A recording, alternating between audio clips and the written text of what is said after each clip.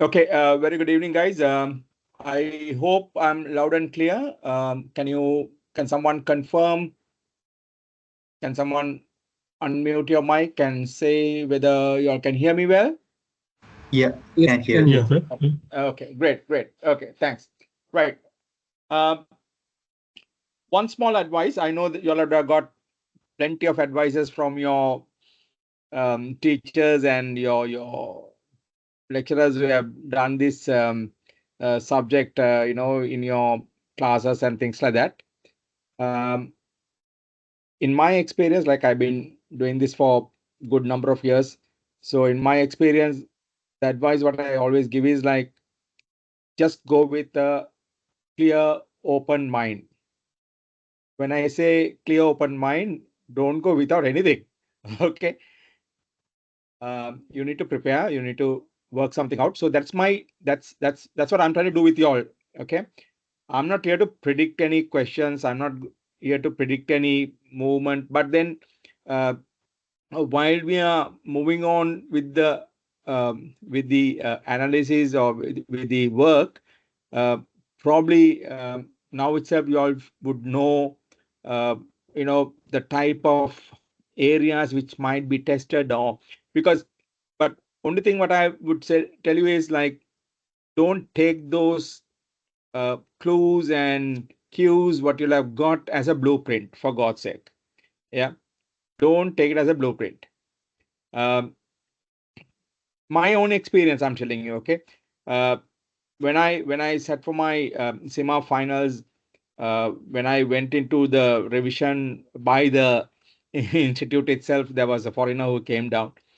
He very specifically said, "I want to see a cash flow statement in the," as if he is the examiner. Okay, want to see a cash flow statement in this particular case because this is more basically they are looking at that, and so we were forced to, but because we can't take anything. Okay, we can't take anything, like unlike these days you can take something into your into the examination hall legally, but we can't take anything. Okay, so illegally I don't take anything also. So I have to keep that in mind. Okay, and that that's a lot of work. Okay, a pretty uh, 25 minutes of knowledge dumping took place at the beginning itself because didn't even touch what the question was. I just want to dump everything onto the paper, to the appendix or whatever it is, because that was very essential to come. That's my mistake also. Okay. Um, then read the question through. Probably by reading the question, I would able to understand the marks allocation would have been just 2 marks or 1 mark for that particular cash flow statement. Okay, I wasted 25 minutes on that thing to go off with. Obviously, I got only 49. I came out and marked myself. I got 49 and I failed. Yeah. Second time, I never went for any revision because I know what is expected, how it is going to work, and I got the Sri Lankan prize. That's a different story, right? But because we know that what need to be done when we when you are probably I would have been misled or whatever. Yeah, and that was the first exam I failed for my SIMA. Also, I never failed any SIMA exams, but that's how it works. Okay, so do not go with a fixed framework, right? Very flexible. Have data in your hand. Have solid information, solid data in your hand. Okay, whatever you all are doing, whatever you all are going to take off with, have a super analysis in your hand. Yeah, whatever the sectors that they are looking at. So just to this is I always start with this. Okay, so because uh, do not be misled or do not get covered up with this and feel very comfortable with the questions, predictions, and things like that, because you never know the examiner's mind. Okay, so there are so many ways that you can be tested, and this particular case is very interesting. Okay, so it's very, very interesting. Uh, so many areas, but then we will try to work it out. Um, you know, the plan is going to be, I'm going to do a quick recap on your theoretical perspective because um, I strongly believe that you need to apply the theoretical aspect of it of your in that particular case as well. Okay, so you need to make use of your the formulation of strategy, whatever the strategy, whatever the question that you get. How do you formulate the strategy? From which point that do you formulate the strategy? So a quick recap, which I want to do, like probably that's what I'm trying to work today, right? So how do you where do you end up and things like that. I'm positive. I'm very much positive that you'll have your probably you have your SWOT matrix worked out now. Um, so when you move on, we will try and understand, how certain things would work and how what are things that you might have to take it a little bit more serious and things like that. Um, they've indicated some focus areas, okay, isn't it? Like they have indicated some areas which they you need to focus or which need which is like a teaser kind of a thing in your case that they have given. So I just picked four areas what they are looking at because of the recent board meetings and your the concerns and the futuristic how it is going to move on and so forth. So logistic is going to take because we will see why logistics that they are looking on a very serious manner. And also e-commerce is the probably uh, that's the area probably they might have to do a diversification strategy to work things out. So that's where um, the e-commerce might be coming in. Then of course the day-to-day issue, the problem, the operational issue, unpredictable fuel price concern. Um, so there are a few things that they could do and they are doing currently, and they have indicated that very much in their in this particular case what they are doing and so forth. And plus, they are big concerned about the treasury, probably the cash management and the utilization of the funds and the corporate financial aspect of it need to be strengthened and things like that. So probably you might have to look at the long-term investments, short-term investments, um, maybe to address some liquidity issues to go off with. So I'm not going to here to discuss about the finance. Okay, I'm not. Y'all are the expert in finance and y'all know finance, and I believe somebody would have done on finance and or maybe they're doing on finance with you. So you would see on a clear perspective that that's not going to happen. So I'm not going to discuss any financial perspective. So I'm here to talk to you on the management aspect of it, the strategic management aspect of it, which is your case, okay, which is your case and which is your SL5 background, right? Nevertheless, I just picked up certain things, just to to look at numbers to give you all this from your statement itself on your case itself, which it says very clearly. So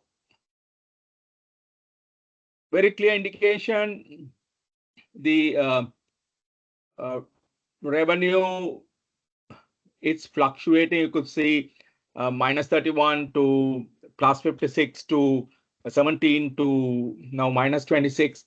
So this has been a cycle with probably you might have to dig back to 2022 to identify why that 67,857 figure would have come in, probably due to the country situation and different perspective what was taking place and how they had. So even during that particular worst period of time, just after COVID and even during the COVID, they've done pretty reasonably well. And even after COVID, when they had these issues and things like that, so it has dropped down, and now it has dropped you know onto a close upon to that level. Of course the figure is higher, but then your drop in revenue is somewhat interesting to see.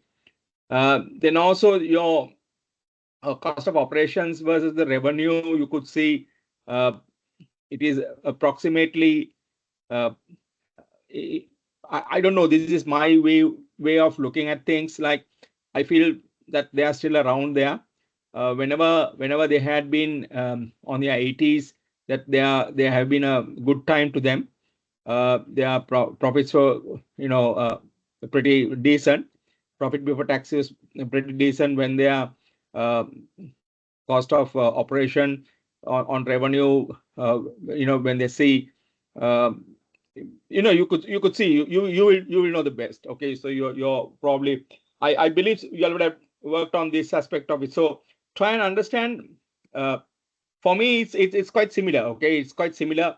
uh, 90 95, then 88 85, which gives you the highest revenue coming in and the highest profit before tax coming in when your uh, cost of operation on the revenue perspective, it's about 88%. 80s, you have a pretty decent profit before tax comes in. Okay, so once again you could see that has been against the revenue, it's about uh, 10 to 14, where so 14%, where you could see the revenue have been good. The cost of operations versus revenue, that figure has been good. So decent comparatively. Yeah. So 85, 88%. Yeah, in the 80s. And then the profit before tax on revenue is also um, you could see like it's a when it is on to minus, the revenue changes in minus, you could see the profit before tax drops down to as a percentage on the revenue. It is very it's getting to single digits. Yeah. So this is the this is what I feel. That's a background info that you can grab before you think of certain perspective. Now, this is the overall aspect of it, isn't it? Yeah. So we are looking at organizational perspective on 2021, 22, 23, 24, 25. So that's a overall aspect of it. Then they are given some good figures on the on the shipping. So I'm just taking 23, 24, 25 to see why that growth has gone, and how the revenues have been split among the major four areas which they are talking about: shipping, inland transport, HLFS, and warehousing and distribution, project logistics, and heavy cargo, aviation. Now, I, uh, I, I, I, I, I don't know. This is my feeling. Okay, so I feel there's a overlap in certain businesses. So uh, maybe the now logistics, warehousing. Um, okay, they have clearly indicated like areas of how they are naming it, but then if you see like they are very interconnected, isn't it? Right. Anyway, uh, that's how they are split their business. So let's stick to that. So probably that might be one of your thinking and identification.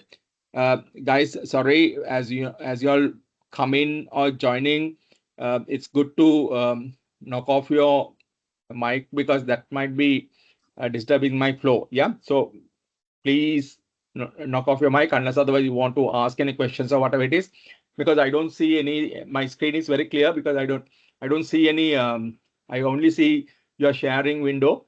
I don't see anything else. Yeah. So I will be not be controlling anything off. Yeah. So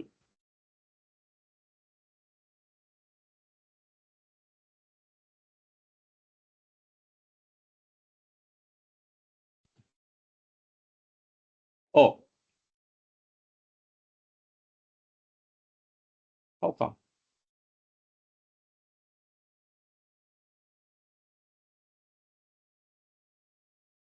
Guys, you all heard what I was talking about, right?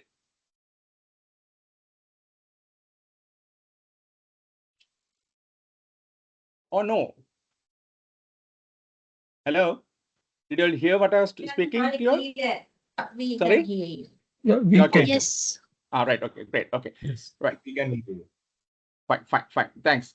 Right. So So from this particular slide, from this particular information, you could do a better job. Oh, why it has not gone? Okay, right. So if you see the uh, uh, revenue when the gain or loss, it's about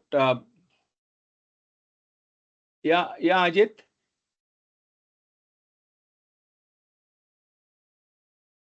Okay, right. So you could see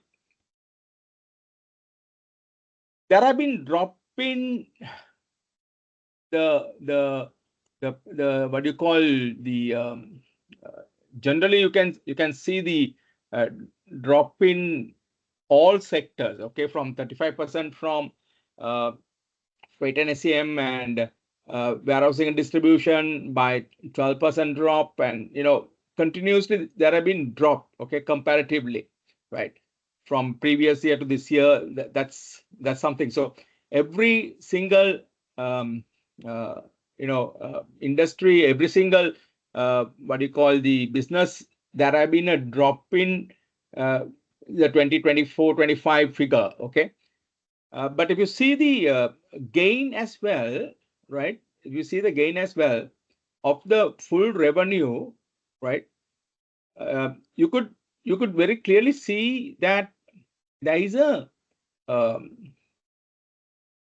what do I say? If you see that revenue versus FNSCM from 23 onwards, you have this where it has contributed 63% to the revenue, and now it is only about 50% of the revenue. Yeah. So gradually, the revenue from freight and SEM have been coming down. On a it's showing a decrease. You could see that. Yeah, 63, 57, then now 50. Right. Whereas the warehousing and distribution, if you see the contribution onto the, in the sense onto the main revenue, the contribution to the main revenue have been increasing, and that is the pattern you see on other three areas, right? That is a pattern on you see in other three areas also, right? So there is going to be there is a 19, 21, 25, so around 22% which comes from warehousing, then 12, 13, 15, probably there is a uh, project growth which comes in, because that's very specifically they're looking at projects. And aviation also, it was 6%, 9%, now it is like 10%. So you could see the pattern, okay. You can see the pattern where uh, the main source is dropping, right, and others are picking up in a way.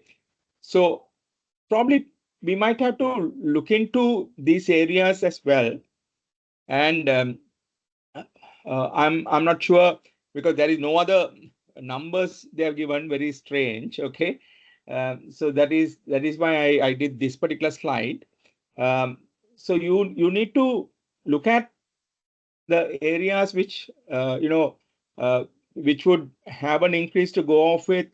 And probably that's why we started off by saying what are the which part that they are having the major concerns, kind of a thing, right? So now this is the background that you're working off with, okay. This is the background that you're working off with. This is what it's just a hint of what I would see, where what is happening in the organization and so forth, right? And I said I'm not going to predict, and I will never predict, okay, right? So that brings us to the subject matter. What we have to discuss is like, what is the strategic management is about. Fundamentally, looking at uh, where you are standing, okay, that's your strategic position. Where are you now? Who are you? Where do you stand in the environment? Where do you stand within yourself? Uh, how does your industry look like?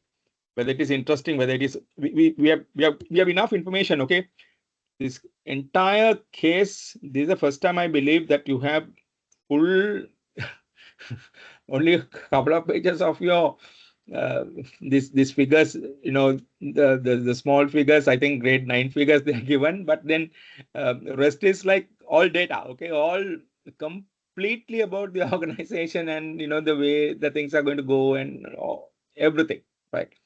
So there is big data, big information, big things have been spoken about, and they're spoken about all the sectors, okay, all the sectors, they have spoken about all the sectors. So you can pick up from every sector that you have to I would suggest work on the sort, okay, every sector, okay, everything, have that information, because nothing, you're not going to lose anything, okay, have that information. Yeah, have that information, totally have that information. How do you, what do you see, how do you look at, have that information. Then with that information, the second part of the strategic management would be like making the strategic choices. Like you are going to create certain options. Yeah, you need to create certain options. So what do I do? What do I work off with? Okay, so you're looking outside and seeing that things are uh, getting a little bit into the situation.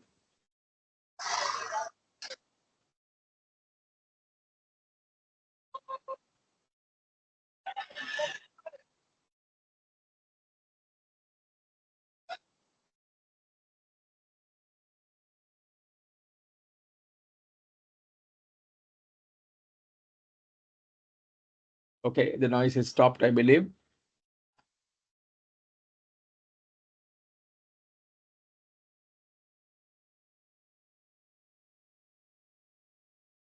Right. So with that, you would see how the type of choices that you can make. Now, say for example, you take yourself personally, because I always tell this particular subject is it totally belongs to your personal perspective. Okay, uh, now you're doing a analysis about you. Yeah, so you're doing an analysis about you, and you understand. Okay, fine. You have a decent job. You have a steady income coming in. Very decent. And you know your your job is, you're secured, you have enough means to work things out, and you're stable, and you're qualified, and you're pretty good. Okay, you're having a good job. So these all are strengths you have. Yeah, in the meanwhile, you might see that you're not very good in making friends, or you're not very your presentation skills is a little bit need to be improved and things like that. So that's your weakness side. I'm just giving you some hypothetical figure, okay, hypothetical aspect of it. Then probably you're saying uh, the the house markets are fluctuating, and there are places where you could get some uh, good houses at a very reasonable price and affordable, and your credit worthy also is good, and you're having a good name with the crib and things like that. So there are people who are calling and asking whether you want loan. That's what the bankers do anyway. They have to find some good people. That's very difficult these days to find. So now now this is what you do on your strategic position. You analyze yourself internally and externally, right? Then you see what you could do further. Um, Number one, you would have identified that the education. There is a strong correlation between your education qualifications and your income level, right? So you have understood, and that's how it works on. So you see. So then, looking at your current position, probably you might think of doing a master's, or probably you might be thinking of doing additional qualification to get you additional revenue, right? This has you as an organization, okay? Then also you might think, okay, look, uh, I need to invest about if I do privately, then I might you have to invest about ₹1 million. I'm saying with everything, okay, your commitments, your transportation, your the Saturday, Sundays or whatever, then with all those things, okay. Then in the meanwhile, there's an option where you can start off with about $1 million, and then you can pay monthly a certain amount for about next 20 years or 25 years, where you can buy a nice house, so you can go for a house. So now you're looking at, you're creating those choices, okay, what you could do next. So then you have to align them with your vision and mission. So you must have your own plans, okay, you must have your own vision. What do you want to do? Where do you want to do? By the time I'm going to get married, I should have X, Y, Z done, all those things, okay, not X, Y, Z, not three different people, but then you know things like your bank account, stable bank account, and your house and a car, and all those things, right? Good. So now you're in the process of acquiring them. So now that's a choice. So then, like, there are ways that you can do. So okay, so one of the things, so I have bought a vehicle. So that choice is now I'm done with. Probably there's another option of upgrading that vehicle also. Yeah, upgrading the vehicle is also possible. Now you have a smaller car. Now probably you might have to you would think of going in for a you could see there are vehicles, brand new vehicles from 7 million, 8 million to 100 million also. There are vehicles available. Okay, so now probably what you have is about 6-7 million. So probably you might be going for about another 12 million vehicle, or something on that nature, right? So that is also possible. That is also that's a choice that you want to make of. So then you need to put it in action. So before you put it in action, you should realize that with my strengths and weaknesses and opportunities and threats, what is there in the market, I should be able to grab what is possible for me to implement within the time frame what I'm looking at. Whether I would want to now buy a house. Yeah. Okay. So the choices that you have, like you can buy a house, you can you can upgrade your vehicle, or what are the third thing that I was talking about, or you can keep that money in your bank, right? So which all three, as that in align with your vision and mission, what you want to do. Okay. So then you evaluate. That's what you will do in strategy and action. You will evaluate before implementation, and you will decide, okay, now I'm going to evaluate and see what it is. So buying a house is the best option for the moment, because the way the things are moving, the prices, there are very high chances the prices can go up, because people might invest, because now you could see the price of the gold also moving forward. There is a fluctuation in the oil prices, and you could see how the oil prices are being targeted by different tactics and political aspects of it, and various ways, because they realize that the oil prices are not, they were dropping, and they were hitting the low area. So now they can increase the price. Now the price will be increased because the transportation and things like might have a issue. So these are all certain things that we don't understand. So looking at that, then probably you want to buy a house. Now then you will go down to see whether you want to buy whereabout. What is your budget? How you are going to do? So whether you will buy an individual house, or whether you want to go for an apartment, whether you want to go for a closer to the city, or whether you want to go a little bit away from the city, in different directions, because one direction is like even although it's about 10 kilometers away, it takes about 1.5 hours to 2 hours to come into the city, and when you also get back, also it will take about 1.5 hours. So it's no point going 1.5 hours 10 kilometers. Okay, so at least 10 kilometers, 45 minutes, 40 minutes. It's now that is what we are looking at. Okay, that's how it works. So not 1.5 hours. 1.5 hours is a little bit too much. Okay. So waste of time on the road. So you're wasting about 3 hours on the road with the fuel, right? Where you can run for about 50 kilometers, yet you are spending only for about 10 kilometers. That's another sad side of it.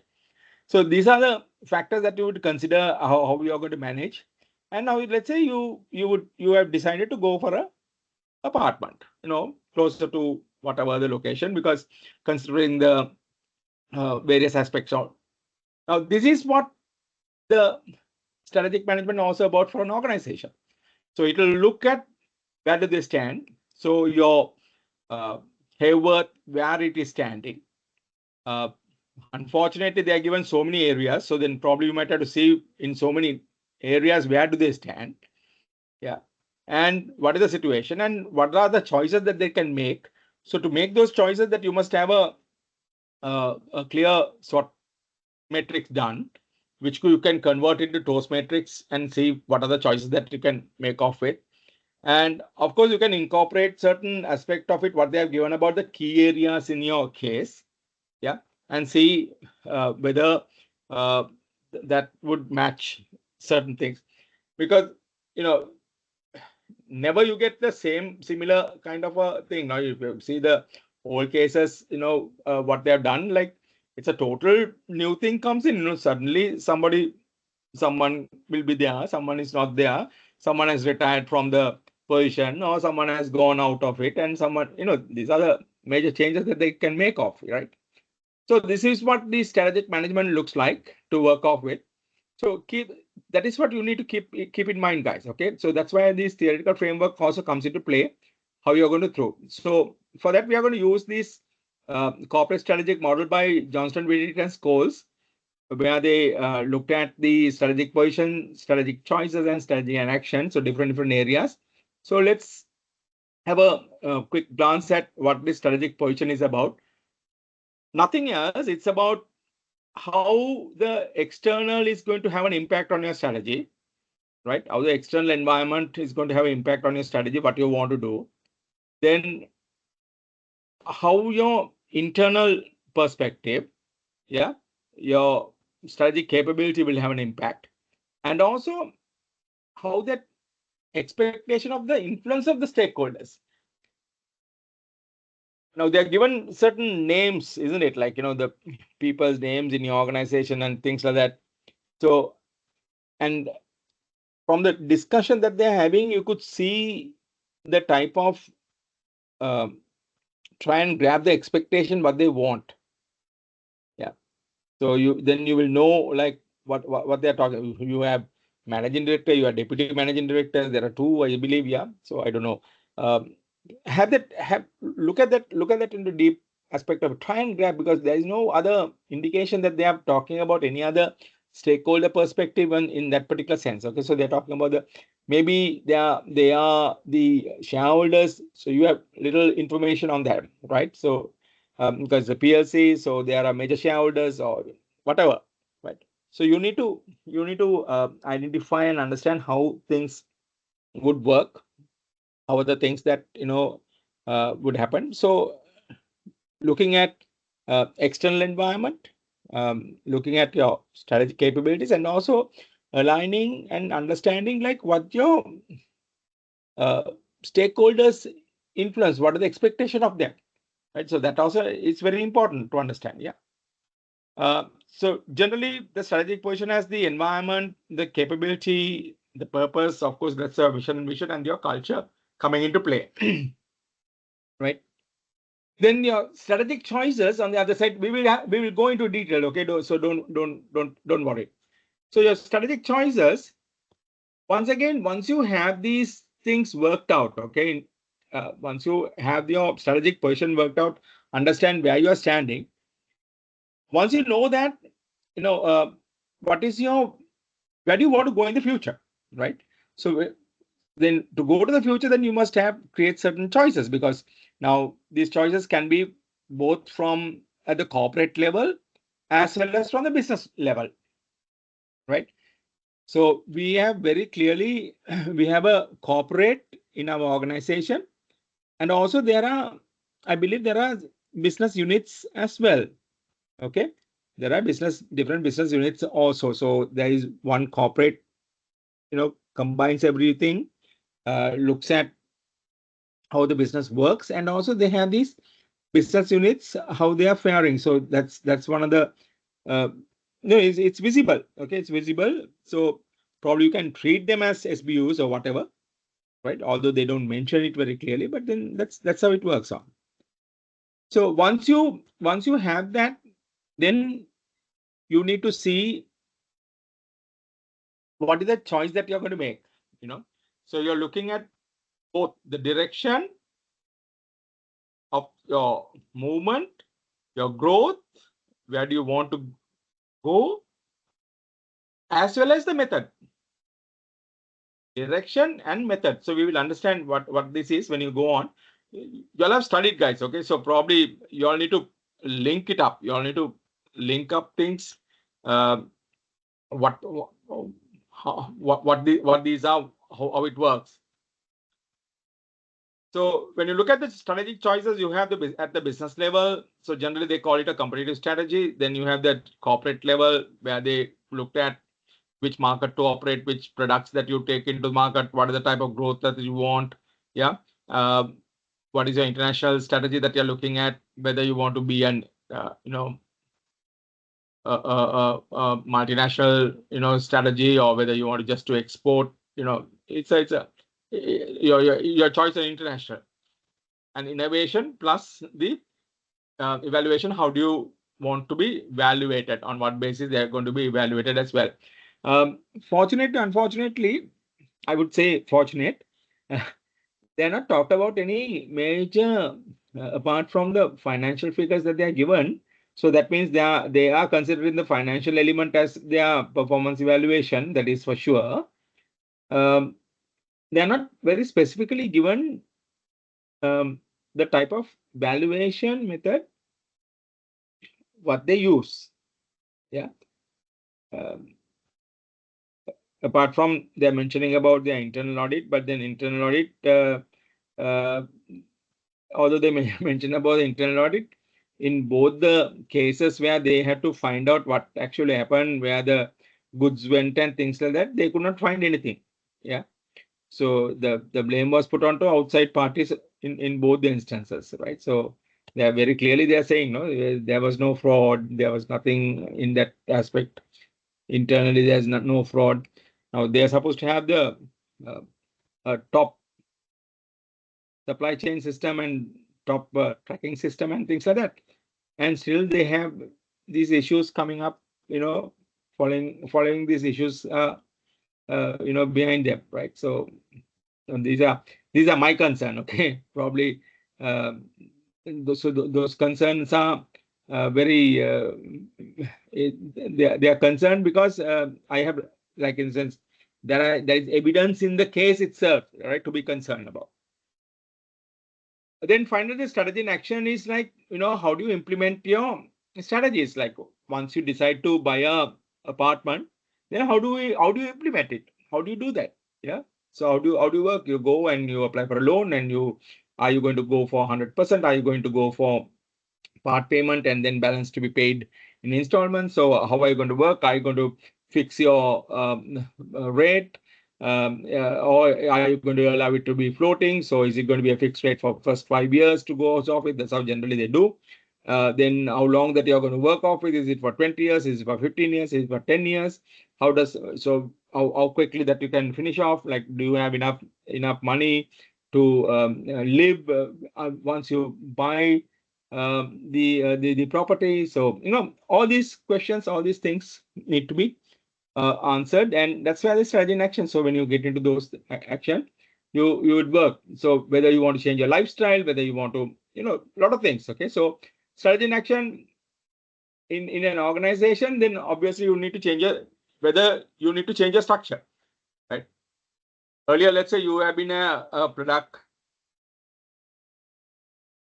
structure. Now whether you need to turn into a hybrid structure. Yeah. So whether you want to change your processes, right? Whether you want to manage your change that you're going to work off with. So few areas in strategy in action.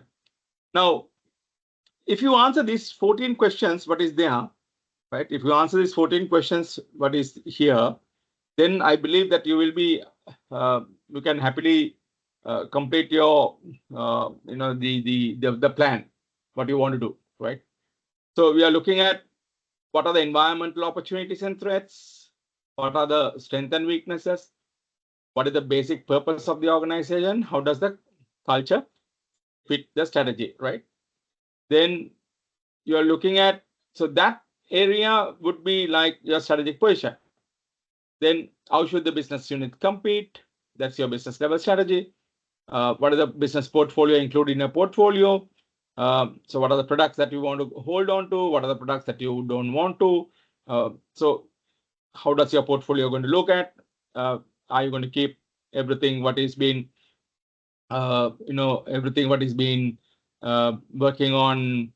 What do I say? Uh, um, every product that you want to keep, or you want to kill some products, or whether you want to develop the products, and on different perspectives, right? Whether you want to, how do you want to compete internationally, whether you need to compete internationally, because one of the ways that you think of competing internationally, because when your market is stagnant, okay, so is Sri Lanka market stagnant for you to go outside, or even probably you can think of why not, maybe I could step into the closer to my country, I could work things out, maybe in the Maldives I could do certain things, and so forth. But then once again, Maldives current situation is also not very healthy, so different perspectives. Whether the organization is innovating appropriately, and also should the organization buy other companies or go with live with them, or should it go alone? So this is like your organic growth or inorganic growth or strategic alliance, right? So now these are the questions that you would be making of, apart from the first question, how should business units compete? That is your business level. The rest is going to be like mostly the corporate would be making the decision. So here, our case, there are so many SBUs. I believe, so many SBUs, and because they're talking about so many different areas that they operate. Okay, so probably there are so many SBUs because you could see there are so many managing directors, and not managing directors, but then deputy managing directors are there. So, and also there are they have their own markets, they have their own operational perspective. Maybe they are overlapping in certain areas, but then they have, the way they have explained that there is very clear indication how that operates. So whether you want to keep everything or whether you want to add, now that's why you see the last part that they're talking about adding another product into their portfolio. So all those aspects would come into play, right? And then are you going to what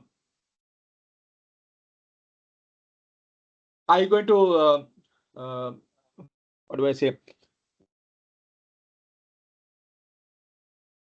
Are you going to align with another organization? Whether you want to, now they're very clearly indicated the competition in the Sri Lankan market. Yeah. So are you thinking of taking over somebody? Yeah. So that your market share can increase. Pretty fragmented, isn't it? Like the market is pretty much fragmented. Yeah. So when the market is pretty much fragmented, then you feel like if you could grab a little bit more from, or you can take over an organization, something like the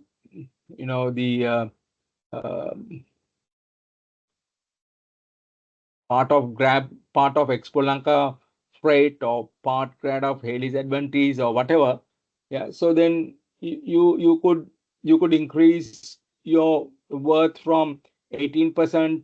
The next is John Case with 12%. So if the John Case um, logistics, if they are interested in disposing, then probably then if you take over, you become 30%, which will be a market leader.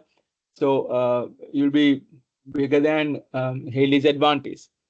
Or if you have an option of taking over Aiken Spence with the current setup, the specializing into certain areas, if they are thinking of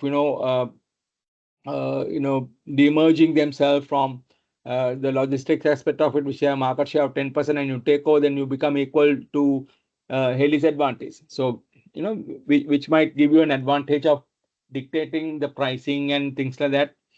So these are the options that you can think and look at. Yeah. Which will have a indication. Right. Which will have an indication like the choices that you will make, whether you want to buy another company or you can even merge with either one of them. Okay. Or you can merge with another two companies together and form a mega network. Yeah. So these are things that you could create on the strategic choices and to see whether your environment, your strategic position would support in anything to be achieved, right? Then strategy in action, obviously, whether the strategy is suitable, acceptable, and feasible. That's a SAF criteria. I'm sure you would have heard about it. SAF criteria, safe criteria, they call it, right? And I would say when you're evaluating it, that whether it is suitable, acceptable, feasible, and also environmentally acceptable, also it will be better. So that's completes the safe, criteria. The kind of strategy making process is needed, whether you want to go on a logical sequencing or whether it might be a mergent strategy coming up, right? What are the required organization structures, systems, whether you want to product structure now, whether you want to change into into a hybrid structure where a hybrid matrix where you would have not only one boss, you might have to work on different other areas also. Yeah. How should the organization manage necessary changes? On what basis that they want to change? What are the methods that they can change, and whether the Kurt Lewin's model or so uh, uh, different perspectives can come into play, right? So these are the 14 questions but you would require, and generally the entire syllabus is also based on these 14 questions, right? So let's look at strategic environment, strategic position. Guys, I'll be moving a little bit faster on these areas because I'm sure you all have done these things. So, but just to keep reminding and if you all have missed out taking anything, so you need to look at uh, the perspective. So, wherever I could remember, I would bring in the case areas, but then that I will be doing onto the next time when I meet you all up. That's on Sunday, with a clear indication what I have seen. Okay, what I have seen on the case and how it works and so forth. Okay, so that is that. So try and understand what you need to see on a more strategic way, right?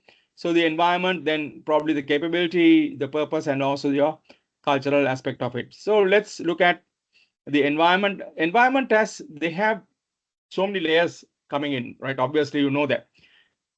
So the macro environment would give you and the industry plus your competitors and the organization. So the organization is the internal environment that you're looking at. Then from there you have the immediate competitors and your immediate customers. Okay, so that's your immediate network, right? Then your industry is there, right? Or the sector, whatever you're talking about. And the macro environment. The macro environment is absolutely common to all, believe me, guys. Okay, macro environment is absolutely common to all. Whatever the whatever the sector that you have in your case, if you do a macro environment, it will be equal. It will be similar to everyone. Now, say for example, if you are looking at your currency fluctuation, okay. Now, the the diesel is going to cost you, the fuel is going to cost you for all the sectors, okay. So now that's a common factor, but very specifically onto your area, it might have a bigger impact because that's more relevant to you, right? um, if you're not individually that you are looking at, the diesel prices going up, if you own a diesel vehicle, obviously you also will be worried about it individually, right? Same way, if your business depends on the vehicles, transporting goods and things like that, and if you have a issue, or if you have a problem with one of the elements over there in the financial perspective, then it's common to everyone. Like, say for example, the dollar fluctuation, it's common to everyone, okay. But how it is going to impact you is the question, like how you're going to work it out. Yeah. So the macro environment, generally, you look at the pestle framework. Obviously, there is a scan step also, SCAN STEP. So if you see the words, there are 8 letters. So pestle is 6 letters. They have added 2 areas. One area, of course, they are split into 2. What is there in a social perspective? They are split into 2. They have brought the cultural element in. And the other one is a quite important one, the security, right? So uh, go through, because the scan step would give you a bit of a, at this level, okay, you all guys are now, I don't know whether you all know that what you all are doing is almost, it's a, not almost, it's a equivalent to a master's qualification, okay. The finance what you're doing is a master's qualification level. So then you need to think out more strategically, not on a operational aspect of it, okay. So then when you're looking at that perspective, it's good to understand newer things, newer models that you come across, because pestle that we'll be doing from, I don't know, from the start of the program that we might be doing, okay. So anyway, saying that, understand, uh, if you all want a little bit more on, you all can type in the questions that you want me to answer. Probably if I have time in the evening, that I will answer, or probably it will be good that if I can answer on your next class, so that you'll be fresh of in your mind, and that you will understand. So pestle, and probably you will understand, you will want to know what the key drivers which drives the environment, okay. Pestle framework, obviously, there is no question about it, because when you do a pestle framework, it is common to everyone, okay. It's absolutely common to everyone. Now, say for example, social perspective, aging population, okay. What has this aging population got to do with your organization? Yeah. What has this aging population has to got to do with any organization for that matter, right? Now, say for example, what is the percentage of people who are going to be over 55 in 2040 in Sri Lankan context? I believe the statistic says it will be more than 55%. Yeah. The same way, they are seeing that 1/3 of the population would be diabetic by 2045. So that means in another 20 years time, like, if 3 of you all are there, one person is going to be diabetic. So that is the that is the fundamental behind it, okay. So unless otherwise, people change their lifestyle, people change their consumption patterns and things like that, kick away the sugar, and add the natural form of sugar into the system rather than adding sugar into the system, right? So that kind of a thing need to work through. But Sri Lankans are very sweet people, so they love to eat sweet. Yeah. So that's a good side of it, right? So that is going to be same, right? That is going to be same. So what has got, when that aging population comes in, like, how is going to impact my business? How is going to impact Hayworth? How is going to impact their businesses? Okay. So probably air freight and cargo clearance, the last mile aspect of it might work very well for them, because people might not be able to. Now that is the reason that they are looking at the e-commerce perspective. So looking at the situation in the social aspect of it, uh, the younger children are leaving their parents, older parents here in Sri Lanka and moving away. And since they can't, like, they feel guilty that they can't take care of their parents, so they try to send certain things from there and buy things from here. And this is a normal pattern. Okay, now this is how you could see how people are spoiled or whatever it is. Earlier the children get spoiled, but now the parents getting spoiled. Okay, so that is how it works. So the social change is that. Okay, so probably that they might have more of last mile deliveries, and things like that. Okay, so you need to see um, how what are things that will have an impact, what are things that they're going to go through. On the technology perspective, you could see like AI is playing a major role, and they are very specifically talking about the warehousing and other things. The AI tools are being used and they are getting advanced and things like that. So you could see AI could have an impact on how the routings and things like that. That how it could work, right? So you need to see whether that has a uh, positive impact on you, or whether there's a negative impact on you, to go, whether it is a threat or is an opportunity. So if it is an opportunity, can you grab it on? Are you ready to grab it? So do you have enough employees who knows about how to manage the AI? Now these are the things that will come in. So if you have, then fine, grab it. Yeah, proceed. Work with AI. If you don't have, then probably you might have to set up new things. So you have to set up, you have to train people, you have to analyzing your internally the strength and weakness of your employees, whether there are people who would understand well enough about the operation that is taking place, and um, how AI would impact your process and things like that. So these are the perspective that we'll be looking at. So depending on any industry, now it is like the technology is moving very fast, and technology have a big say in any business currently. Yeah. There are certain instances that they are mentioned about the legal framework in Sri Lankan context, and in the case also, including the way back when they want to start up the uh, company way back 19, I remember exactly 1952 or something like. They had the change, and Hayworth changed according to the legal framework. Okay, so they did that, right? There are other legal perspective which comes in, like for example, you could see a couple of years ago there was, yeah, I it's not right to say a couple of years ago, some maybe a decade ago. No, is it? I can't exactly remember. The insurance companies, they made they had to be general insurance and the life insurance. Okay, so it has to be formed by two companies, and the investment purposes and all those things. It was there, right? So those are legal framework. Okay, legal framework to come. How do you register yourself for your taxes, and etc., etc. Right. Um, Environmental, you could see people are concerned about the environmental protection. People are concerned about the environmental aspect, the materials that they use. Now, just to give you an example, uh, there are certain countries in the world.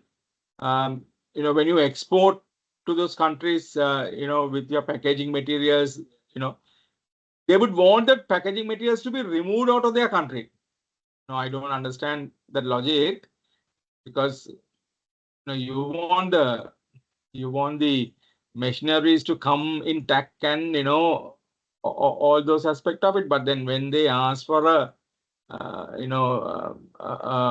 statement, or when they ask for a uh, you know uh, uh, the order, um, how um, the packages are impacting the country. So then they will easily say remove the packages out of our country. The way you brought it. But then look at the overall picture. Why do you want to have this waste eliminated? Then why do you want to have this kind of things to be considered properly? Simply because you want to make the world in a good place, because now global warming and etc etc. So that means their country is in different planet, isn't it? Yeah. So if they want to remove the packaging materials from their country, so it is going to another country which is also in the earth. So that will contribute to the global warming. Okay. So very different logic, right? Very different logic. Anyway, that's a story. When you try to do the pestle framework, how it works, right? Economic per se, the uh, purchasing parity and the capability of the people who could buy and on things on that nature. And also the fluctuation of dollars, fluctuation dollar rates and fluctuation of the foreign currencies rate. There is going to be something very interesting, because if you're looking at an import market, then you have to give rupees and make them. Uh, you have to your rupee value need to be maintained. Yeah. Um, if the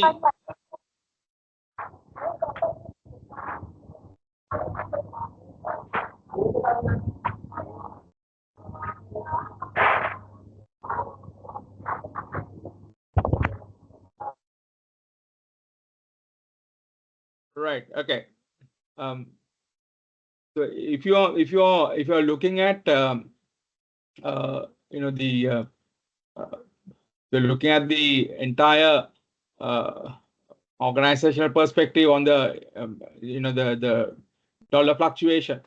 If you're an export company, still it will have an impact, because it might be having a positive impact, because you might get more for a dollar if your dollar depreciates.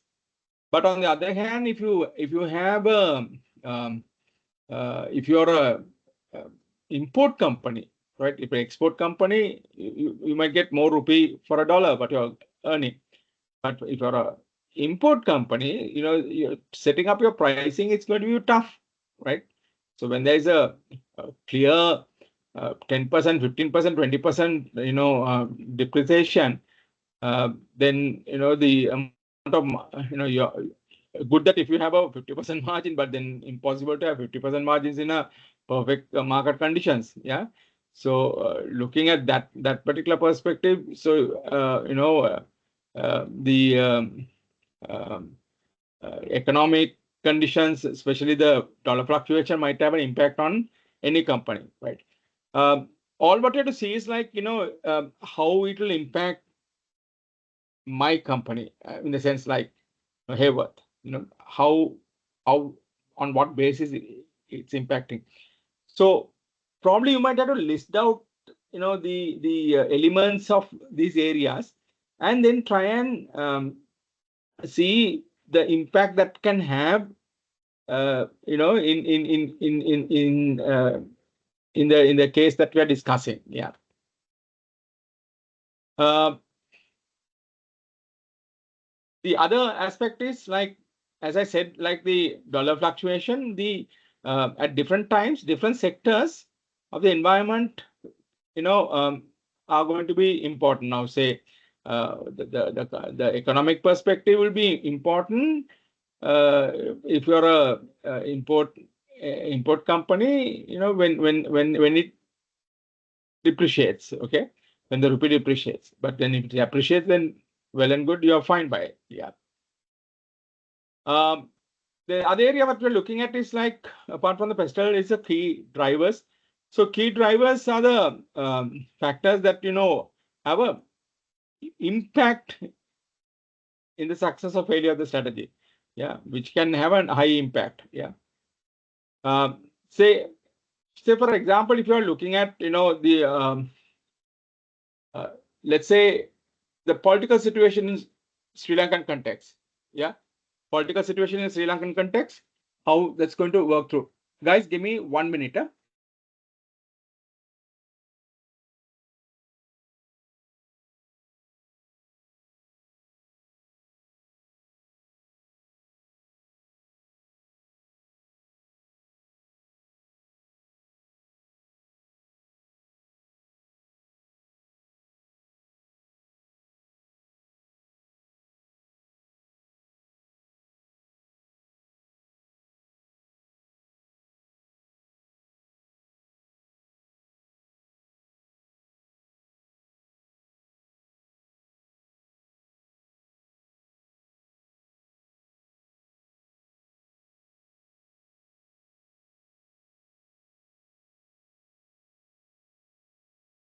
Sorry, guys, I'm back. Okay, so you look at the political situation where, for any development purposes, the stable political uh, environment would be a very big key driver.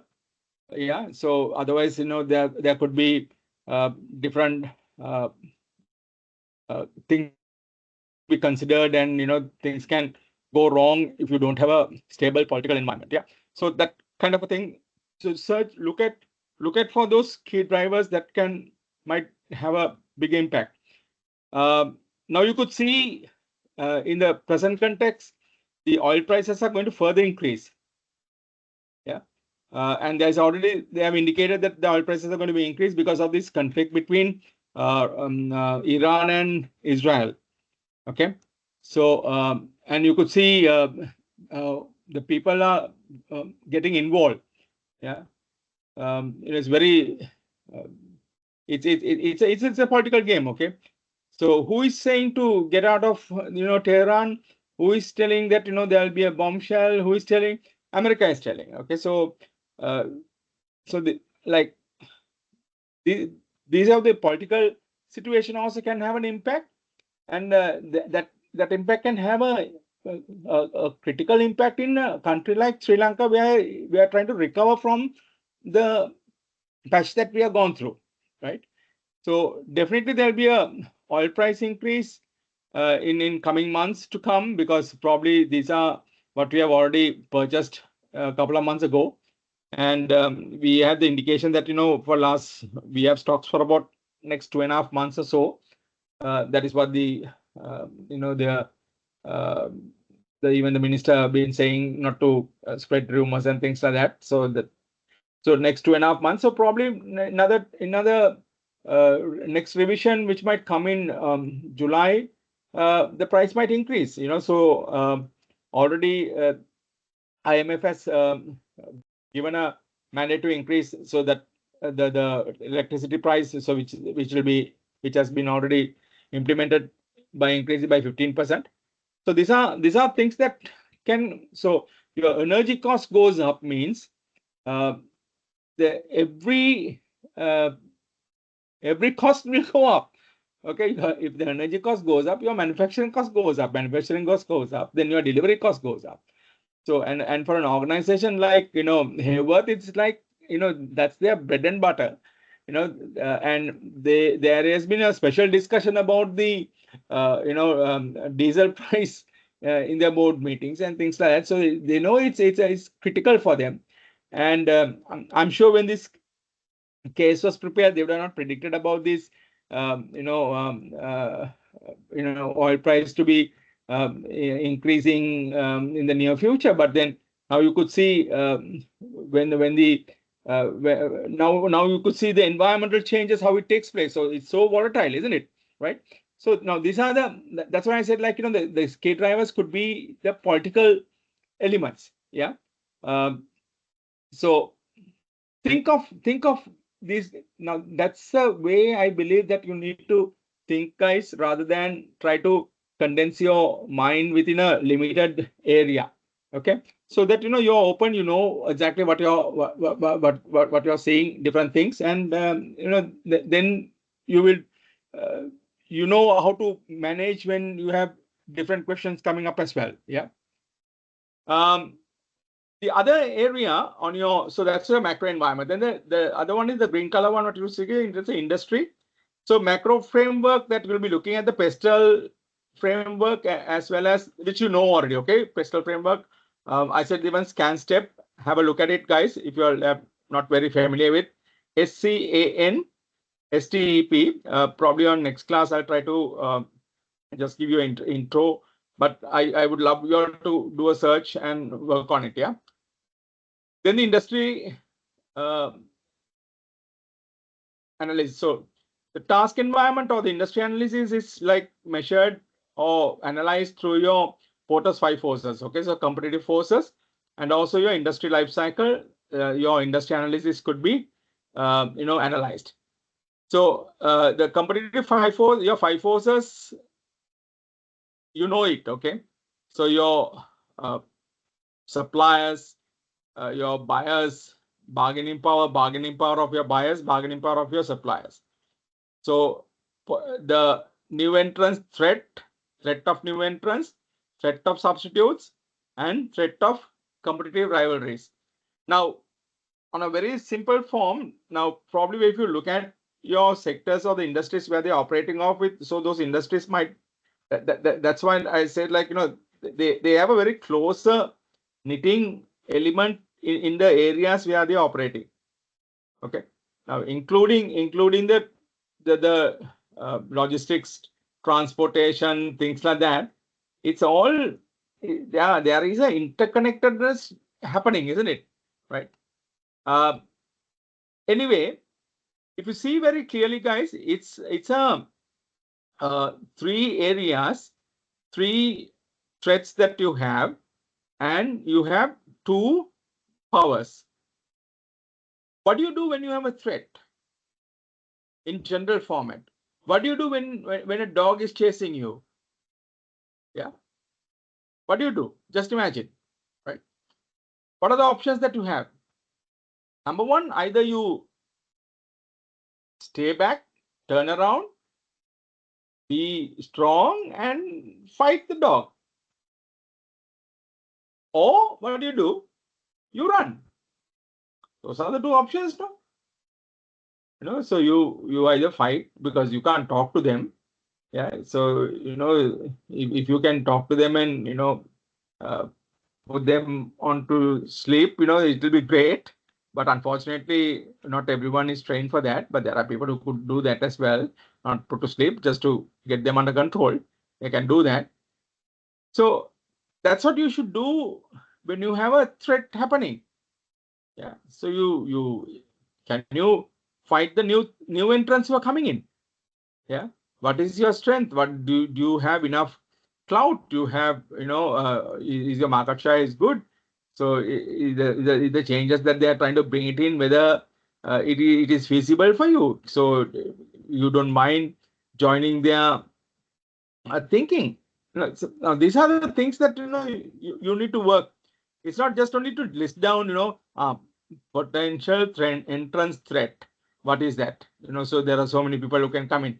So in the business, if a lot of people comes in, what happens? So in a business, new entrants, if there are a lot of people coming in, what's going to happen? You tell me. What is the situation will be? They actually bring 2 headaches when there are more people competing in the same environment, and where you have been competing, and there are going to be new people coming in. The new people, when they come in, what do they bring in? They bring in additional capacity. Yeah, additional space, additional capacity. Now, just imagine airlines. Okay, so let's say there are 3 airlines operating Colombo Chennai sector, right? So Air India, Sri Lankan Airlines, and Indigo, for example. Okay, so and let's assume that they have 2 flights a day, so that's like 6 flights. Okay, so 6 flights a day.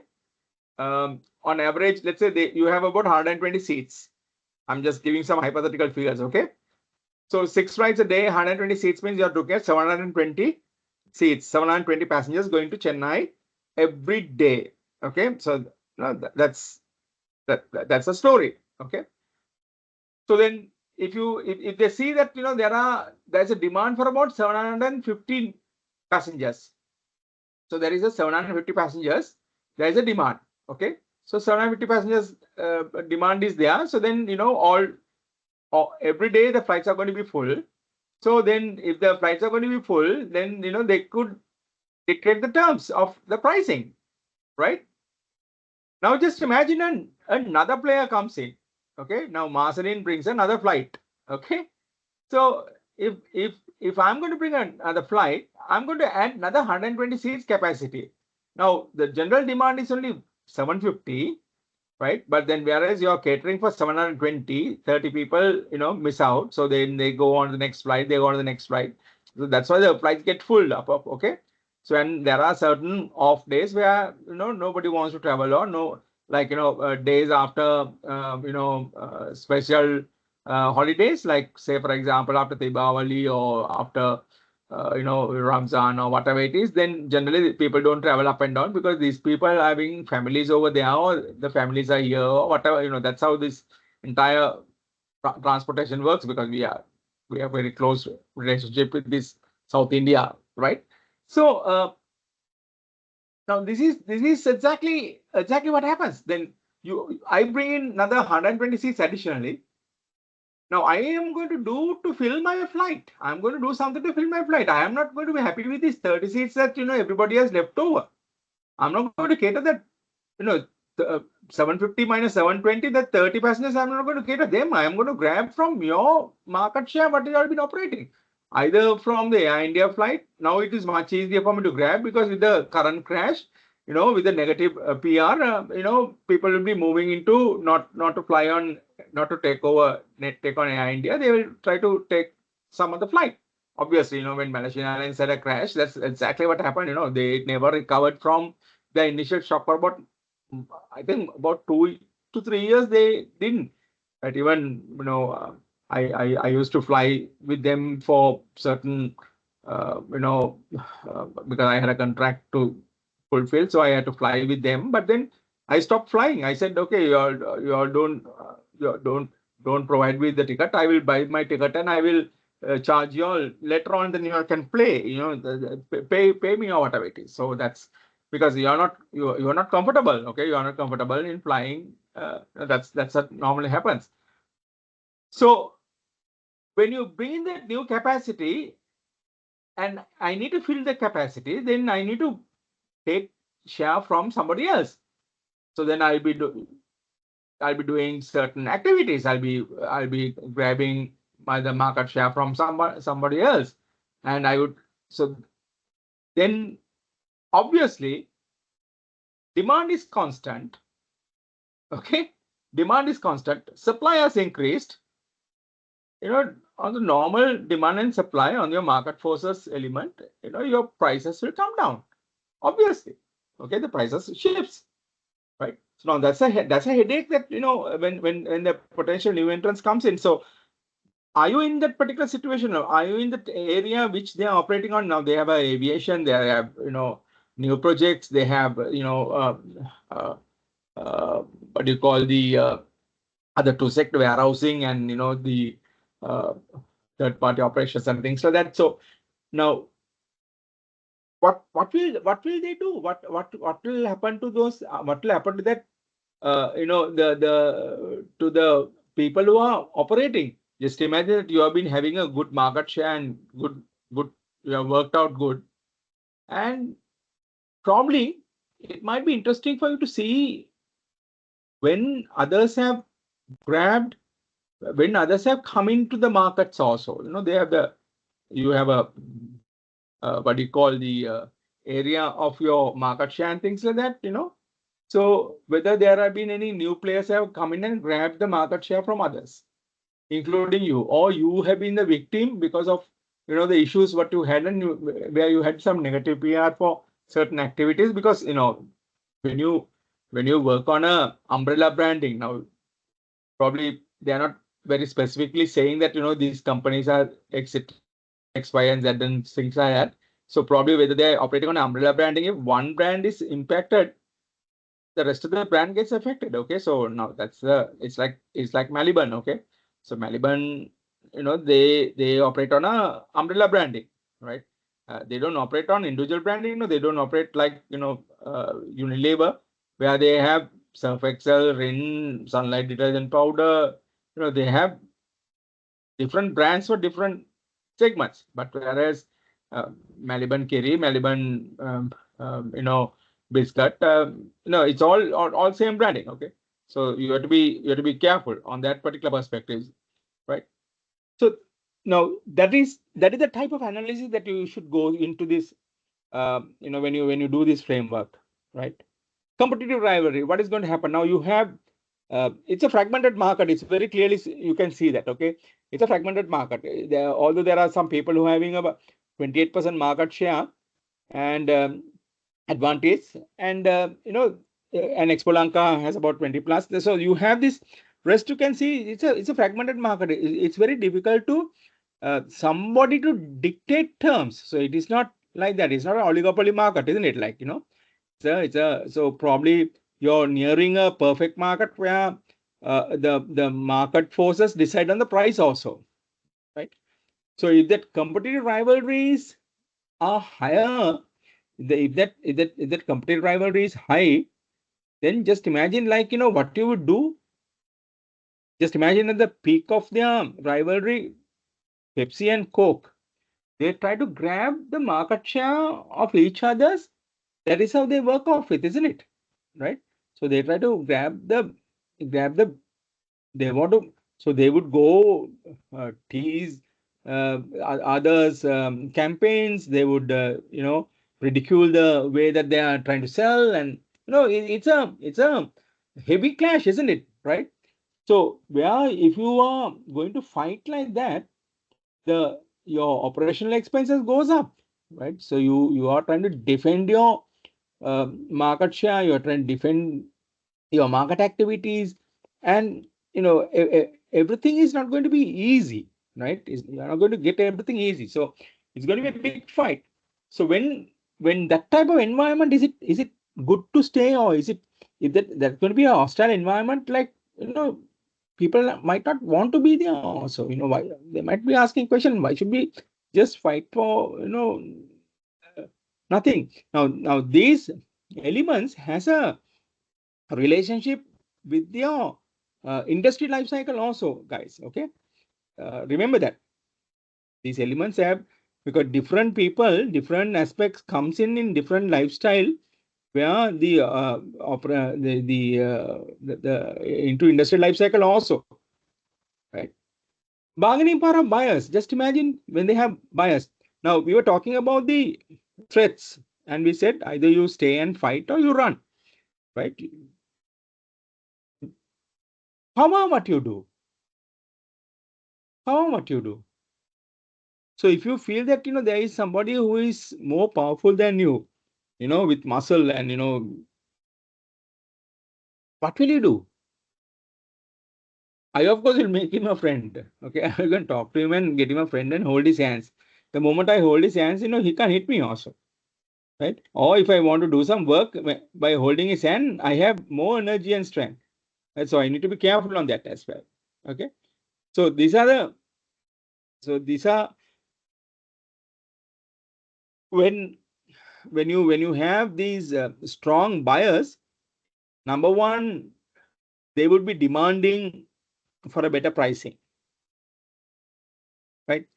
And especially when they know that you're manufacturing only for them, they would demand very specifically. They will demand. But then on the other hand, if you're the only supplier, then you have an upper hand also.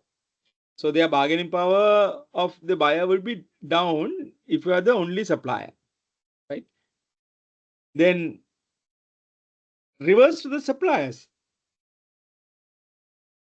Your role changes to as a supplier, and you become a buyer, and then just imagine the supplier, same thing. Okay, so you need to work out carefully with the buyer's power, whether you could stay, whether you could manage, whether you can manage the suppliers, whether you can ask them to deliver on time, whether you can ask them to deliver the right quality, at the right quantity, and so forth. whether it is possible to work through that.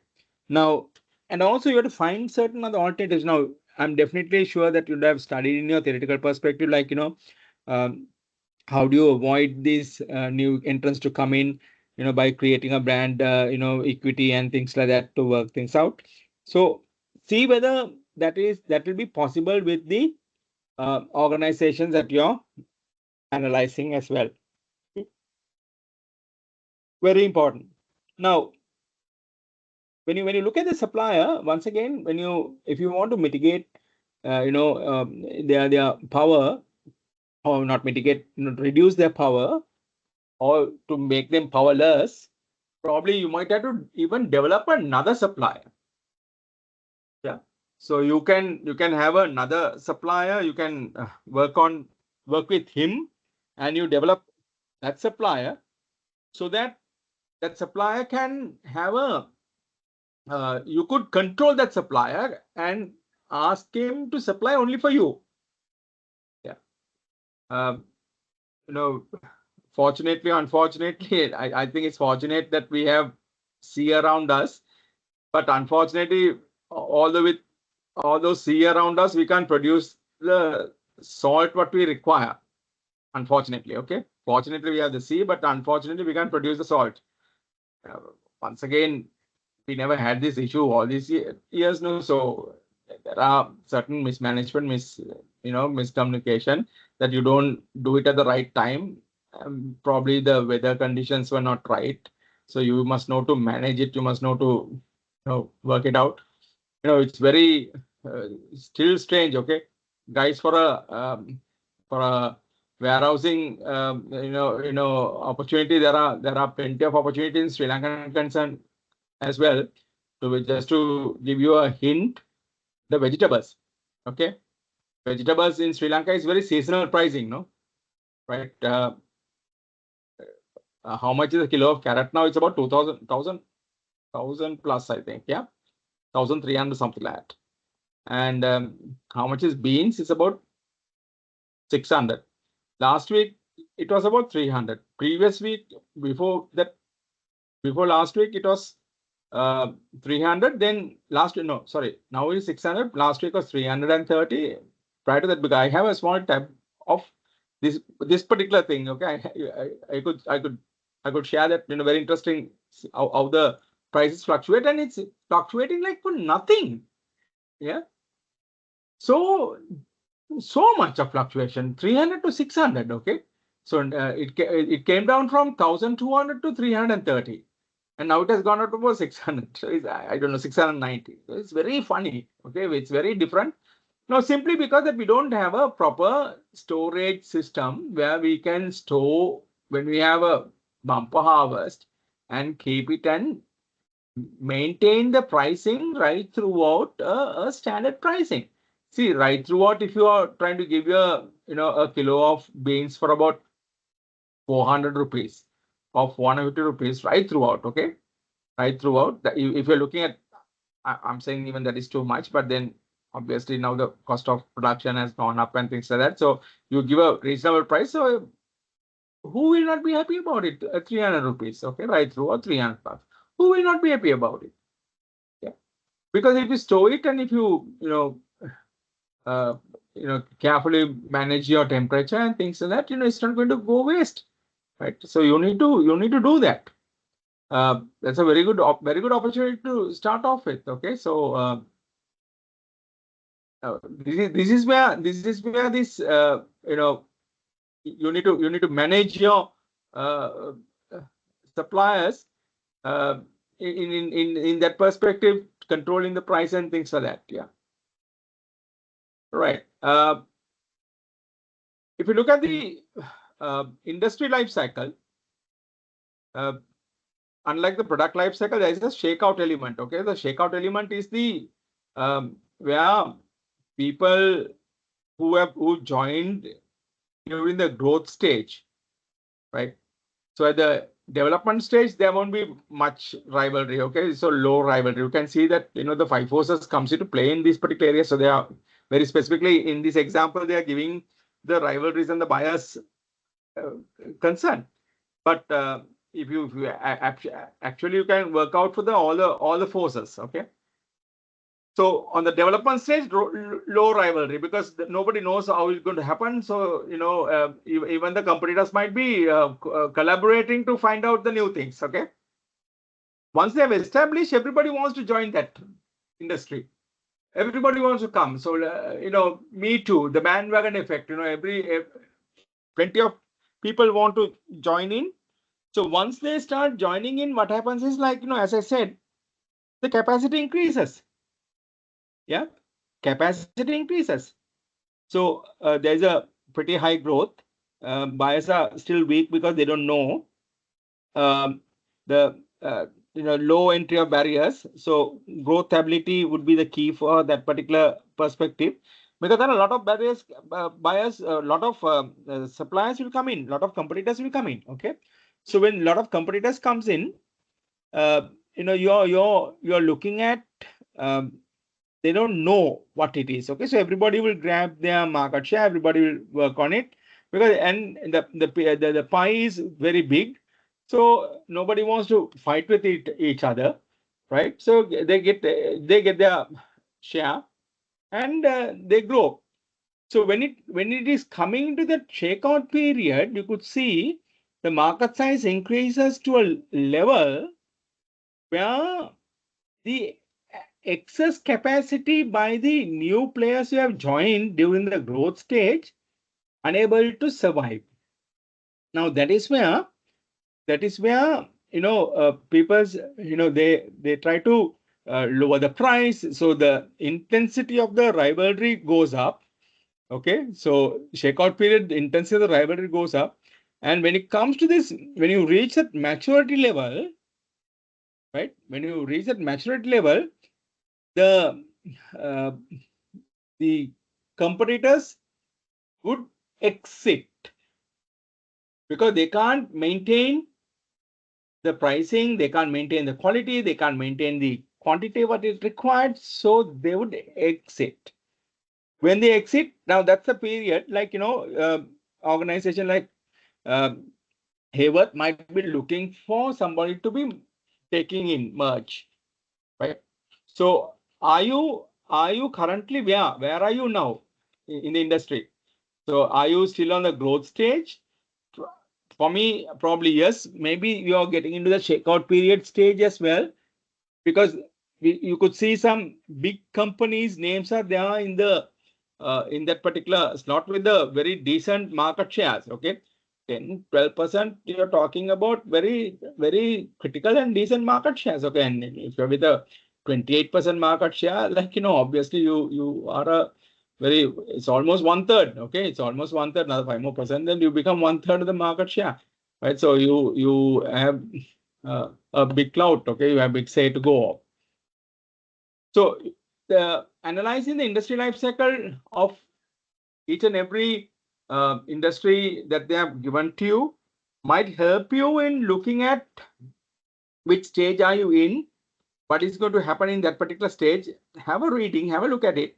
What are the things that you should be doing at the different stages in that particular industry life cycle. The third area, you're coming into the competitors area or the strategic groups. That's a part that they're looking at. Your strategic groups, your market segment, and strategic customers. So they are the people. So in the strategic group, your strategic customers also will be there. But then it's good to divide these people because you are looking at the strategic group. Generally, the competitors. Okay, the strategic competitors that you are looking at, and of course the market segment also. Strategic group is nothing else the people who are operating in that particular industry with the same level of strengths. Okay, so you could see there are another 10% of the players, others who are playing around you, right? There are 10% in that particular pie chart. You can see there's 10% who are Nè. Yep.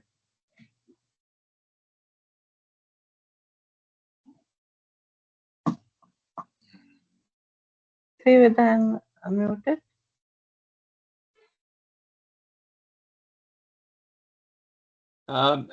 guys, next time I'm going to mention your names and tell you all to mute. Okay, so please do not do that. You all are disturbing 272 people. Okay, so you need to be bit aware of the situation. Now, this is how the market situation works. Okay, so next time I'm going to call your names and tell them to mute it. Right.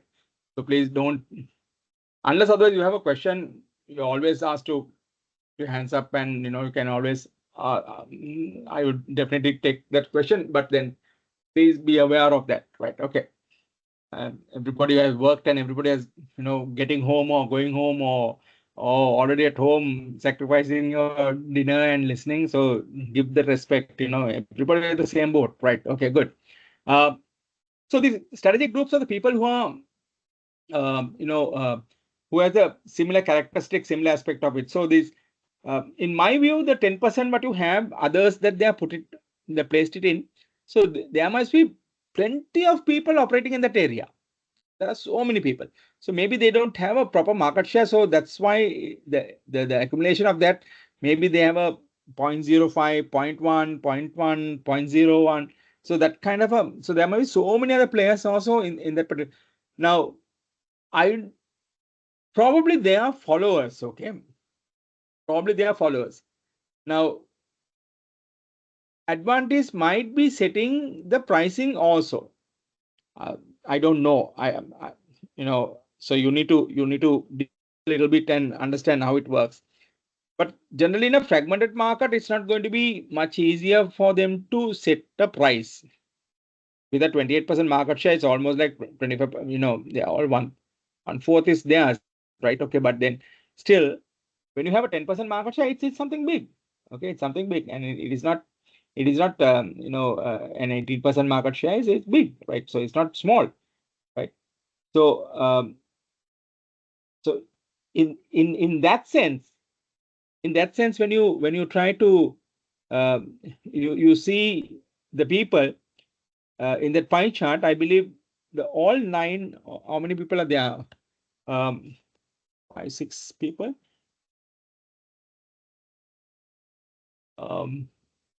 Haley's, Expolanka, Hayward, John Keels, Aiken Spence. So major 5 players. Okay, the rest others counts to about 10%. So 90%, 5 players taking a 90% market share. That's something, it will be tough. Okay, it will be tough. So that everybody would have a cloud to determine the price, fight with the price. So, and with the competition, they would be very careful about the pricing as well. Okay, so this is where you need to be bit aware, right? So now in your industry, probably that in that particular industry that we are talking about, now those are the 5 people that would be in your strategic group. So whatever you're doing will have an impact. The 10% might not impact because there are maybe many who are onto that. Okay, so then individually they might not be able to. They might be followers, right? Now, just to link it up as an example, just imagine the 5-star city hotels. So let's take the city hotels first. So there are so many city hotels, isn't it? Like in Colombo City, there are so many hotels, right? So there is 5-star, there is 4-star, there is 3-star, there is 2-star. Yeah, there is 2-star, and probably others are like guest houses and things like that. We are providing accommodation and things. Now, Cinnamon Lake, Cinnamon Grand, and Cinnamon Bread, all 3 are operating in the city. So they belong to the city hotels. But now, take for example, Taj, Kaladar is still under operation, still under renovation. Taj, Kingsbury, Shangri-La. Now ITC has joined. Yeah. Cinnamon Lake, Cinnamon Grand, Cinnamon Lake. Now, when you look at these hotels, these are the hotels which will get into that strategic group. Although with Cinnamon name, Cinnamon Red will not get into that strategic group because that's a 3-star hotel. Yeah. So probably their group would be like hotels like Renuka and the Mirage and the next level. Yeah. I'm not sure the Marina is, I'm not sure. Marina is fairly decent. Their rooms are fairly decent and they're good. But probably I don't know, they might fall into the second tier. And there are the hotels might fall into the third tier, the 3-star tier, right? So then your Mandarina, your Red, there are so many other hotels along the. Now you have the new 5-star collection, Amari, and you have so many, isn't it? Like, yeah, big numbers. So now these are the things that you need to look at. So when you're analyzing who would be in that particular segment, who are the people, right? So comparing with this organization, who are the other people would be there? What is the turnover that the turnover that they're looking at? So what is the turnover that they are working on to other areas as well? So very you need to look at on a more uh, in-depth analysis when you're looking at, so that then you will understand exactly like whom I am playing with, right? Um, so we saw that who are the people who are competing with us. Okay, so in one element, so we have to check the other perspective now. Say for in aviation, like who are the people? Just grab to see what are the revenue the other companies are working off it. So probably do you have only a smaller airline that you have with whether that's a offline carrier or online carrier that you have. Yeah. So what do you mean by offline carrier and online carrier? Okay, so online carrier which lands in Sri Lanka, offline carrier which does not land in Sri Lanka. So you take a connection from somewhere like maybe Singapore or Bangkok or in Kuala Lumpur or whatever. Then you take a connection on and then you move on. Yeah, right. So these are the questions that you might have asked to analyze who are the people, so that you will understand the industry per se, what is happening. The market segment also becomes very important because this is something that the managers would be looking at. Managers will be looking at um, to attack a new market, to go into a new market. Yeah. So because when you're going into a new market now, so onto Ansoff Matrix, when you look at the choices that you have, you can take the product to a new market. Yeah. So if you understand that market segment where you're operating, and if you take it to another segment, then you're actually operating on a new market. Now, say for example, okay, I've used that example in another in the Ansoff area, but it doesn't matter since I've already mentioned the name. Now, say the products like um, Viva, Nestor Malt, yeah. Now those products were earlier. It was focused on giving energy, strength for the people who are sick. Yeah, when you have fever, when you can't eat anything, so this is what people used to mix and give it to you to drink, because your flavor in your mouth also will be managed with that with the flavor which contains, because the barley and malt comes into play. So with the sugar, so you gain some energy. Now realizing the fact that the current conditions changing, yeah, current social condition changing, your demographic condition changing, more number of people getting into diabetics. So the people who are get sick like will be a bit of a elderly people. When the elderly people get sick and and we know that the percentage of diabetics are there, so you have a high chance that elderly people, most of the elderly people will be diabetics, and you try to give them with the sugar, that might have an adverse effect. So what are they doing now? They are looking at a different market segment. They are looking at young players, Shakya, Javia, Balaya. Yeah, so young guys, morning drink that and run with the train, and that kind of a advertisement comes up. I don't know from where the hell they try to identify that. Um, but then that's how it works. Yeah.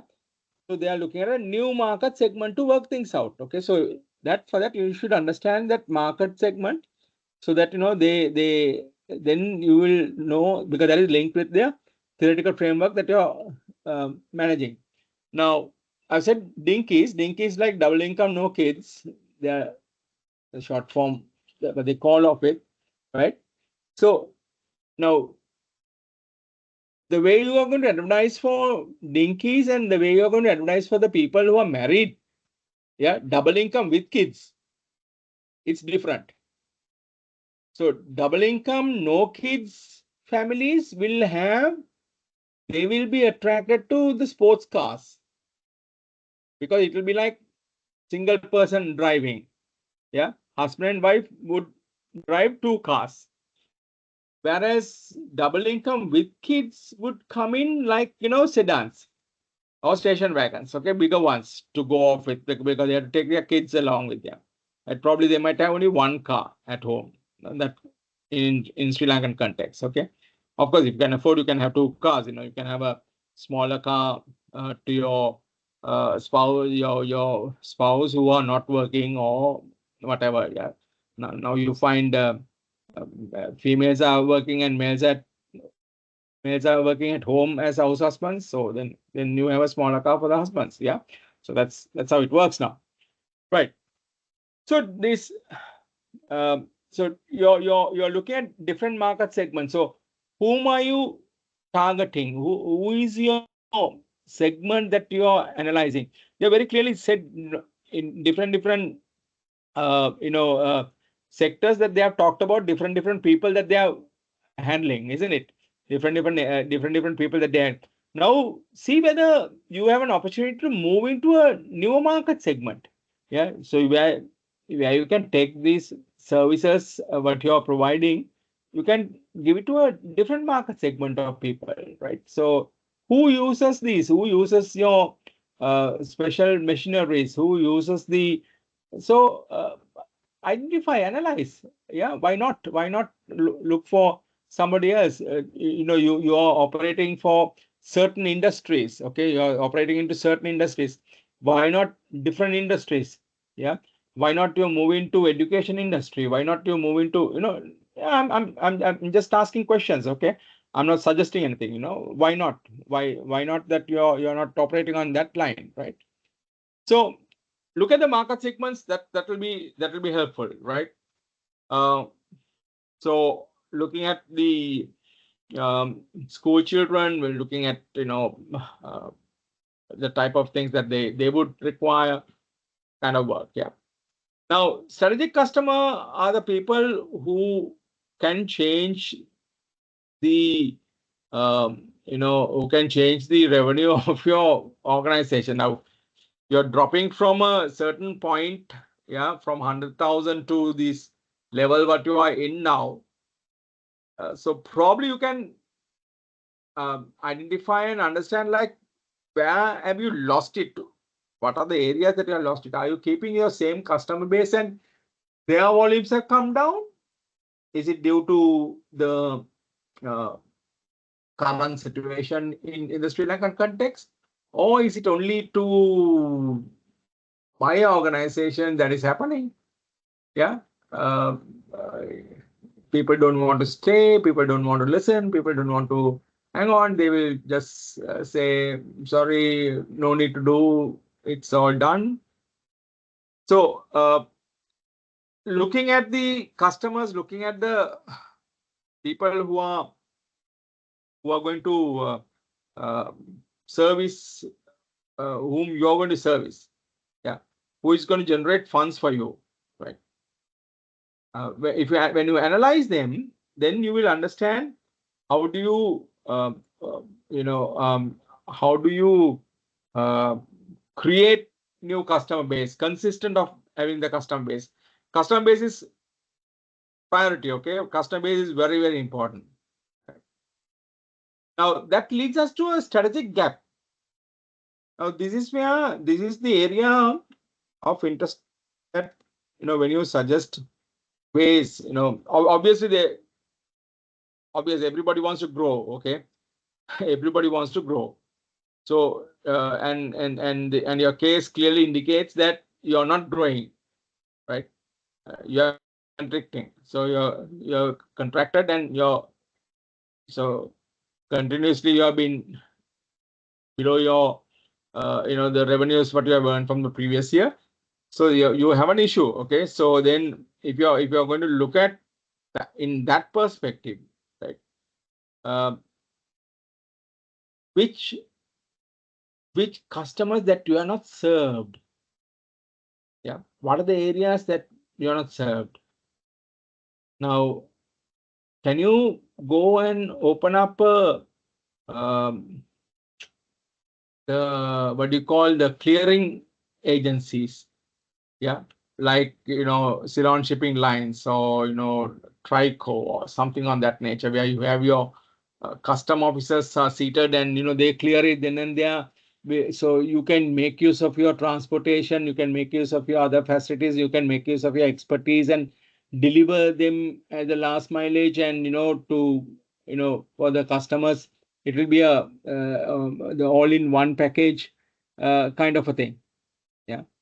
So will it be possible? Will it be possible to do that?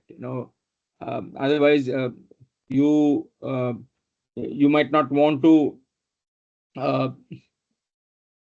serve one particular area, right? But there's a gap identified.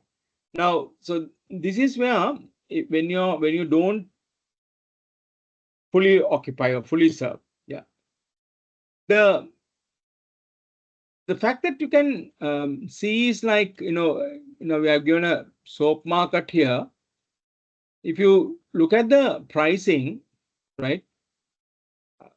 I don't know, to be very honest, I don't know the price of these soaps, but um, if you look at probably your Lux, your I don't know which one, Homba, then Diva, yeah. So all this would be on the same range, if I'm not mistaken. Okay. Then maybe palm olive would come into this level. Yeah, that imperial leather, that so that would come into that area a little bit price increase. And maybe in Sri Lankan context that you have something like Dove at a higher point. So and you might have like products like Neutrogena, specific, but those are special products. Okay. Neutrogena would come into that level, so how much higher.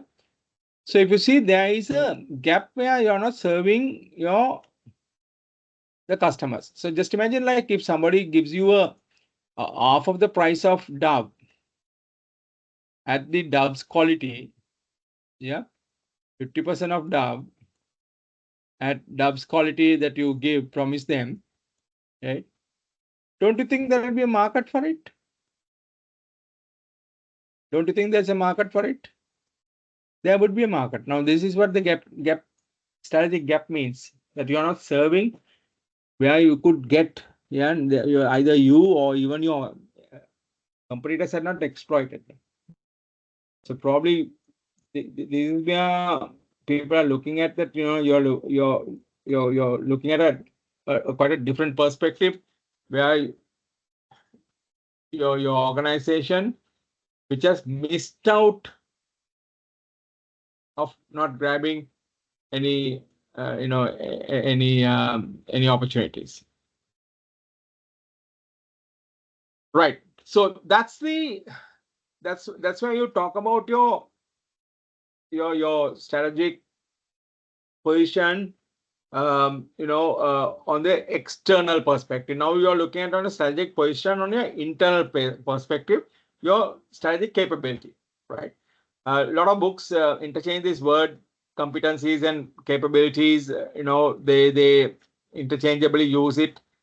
Some says competencies for your, the way that you use your resources. Some says capabilities the way you use your resources. And when they say capabilities, they would use as competencies the your capability and your resources together, right? So same way on your capability, they will say competencies and your resources together. So don't get confused with that.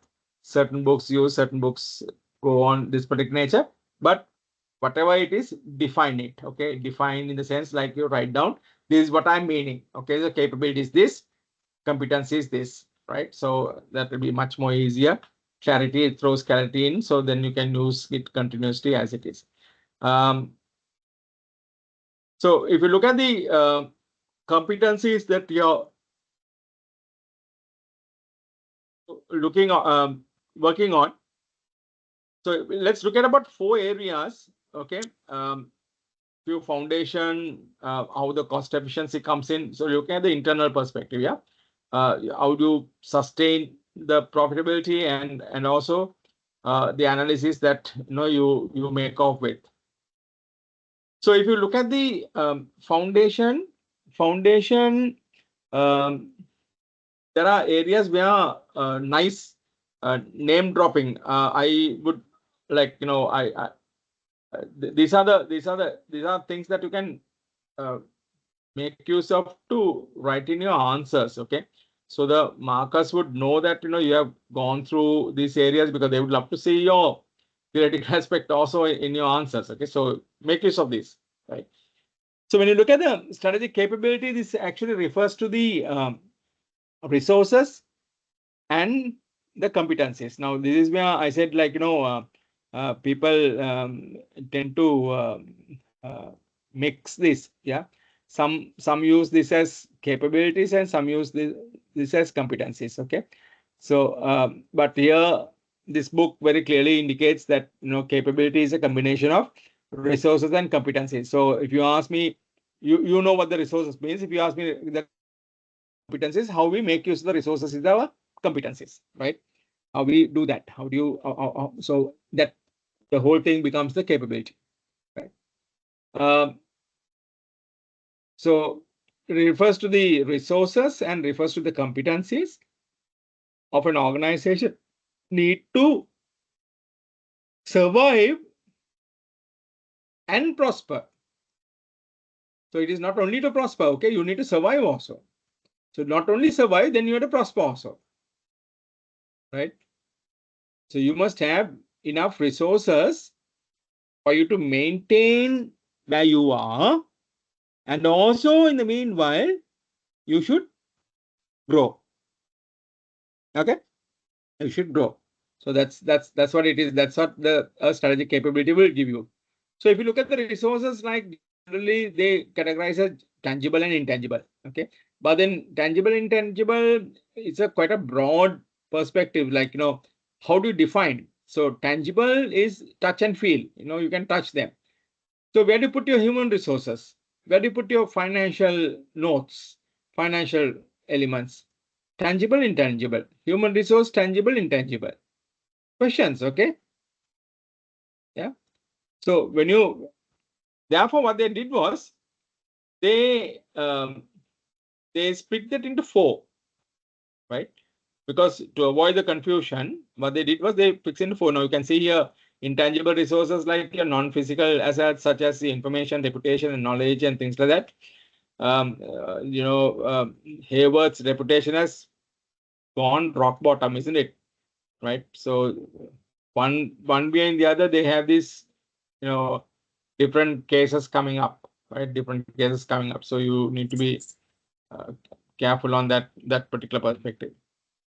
Right. Okay. So they, as I said, they put it to 4 areas. Physical resources, very simple, straightforward. Human resources, also very straightforward. Financial resources and intellectual property. So intellectual property, as you saw there, it can be anything. It can be licensing. It can be the process what you have done. It can be, uh, without the um, any physical assets and attached to that. Your ISO certifications. The all those things would come into intellectual capital. Um, so if you look at the strategic capabilities and the competitive advantage, from where do they get that competitive advantage? Think what is competitive advantage in a nutshell. Competitive advantage is the element that everybody wants to achieve. Yeah. So it's like you have it and they don't have it. You have it and they don't have it. Simple note. Very, very simple. Yeah. You have them and they don't have. So that's why the consumers are picking you. Right. That is the reason that consumers pick you. Right. So there is no other reason why um, why you're not, why you have been picked up, because you have a competitive advantage over your competitors. So how does this the strategic capabilities form, right? So we said resources and competencies. Now this is the um, this is your capability. Okay, this is your capability. The combination of these two is the capability. Then you have the threshold capabilities and capabilities for competitive advantage. So now, what is threshold resources? Now, threshold capabilities, you can break it into two, no? So again, threshold resources, what do you mean by threshold resources? What do you mean by threshold competencies? Now, just to give you an example, now this is where we need to uh, be a bit aware, uh, because there's no much of information about, although they're given so much of details, they are very specifically given certain strengths, okay, with the operating on different sectors, efficiencies and that and this. So they have, okay. Um, so how do they do that? The competencies, the processes are there, okay. The way you handle things are there, but then with what? Now, in some instances, they have said that they have the advanced technology equipment in warehouses, the physical resources. Yeah. So try and plot them separately. Okay, try and plot them separately and see. Okay, in this particular organization, this particular segment, that's why these guys are doing great.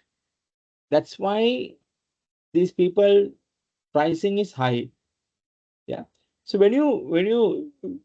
so this table would give you this figure would give you that kind of a idea. Okay. Um, so going back to the example, uh, almost 40 years, isn't it? Like, yeah, almost 40 years ago, um, a bank in Sri Lanka brought the ATM machines. Before that, there was another private bank which had the ATM machines. It's okay, but a bank in Sri Lanka bought the ATM machine on a large scale, right? So they installed at one of their prime branches, and there was about 2 kilometers um, of people waiting, because it was like magic. Okay, so you put your card in and you get your password. You can take money from your account, and it comes through that open mouth, and it's very interesting. Very interesting. Okay, so so then at that particular time, the bank is other than the Sampath Bank. Sampath Bank at that particular time, obviously that resource now, ATM machine is a threshold resource. That's a minimum requirement. Okay, it's a minimum requirement to keep the minimum requirement. So now you are not going to open up a bank account where there is no ATM machine, no. in a bank. So ATM machines are now minimum requirement, but at that particular time, that resource was a unique resource. So this unique resource would give them a competitive advantage. Now, but unfortunately, what happens is the moment the competitors acquire that unique resource, then you have lost your competitive advantage. Now, that is why these core competencies, which are created by people, and that's why they pay the people. Okay, that's why they protect those people, right? That's why they protect those people as well. So when these core competencies would give them that competitive advantage over their competitors. Now, say for example, how long does it take to open up a bank account? Now, gradually the bank, advertising 1 hour. Go get your card, everything, walk out within an hour. Before you go to the flight, you can do the opening and go. That's what they say. Yeah. So that means like leaving, if you're leaving 4 hours before the flight, so probably you can do it in an hour and get into the airport. So that is the kind of a message that they give from that particular advertisement. So fair deal, right? Fair deal. So that is so they are making use of the processes and their resources to deliver a, a super experience to your customer, opening up your account within an hour. Still, you might have to go. Yeah.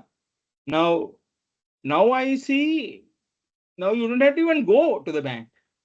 All what you do is sit in front of your camera, take a photograph, show your national ID, which will be with the photograph taken in, and they would evaluate your credit.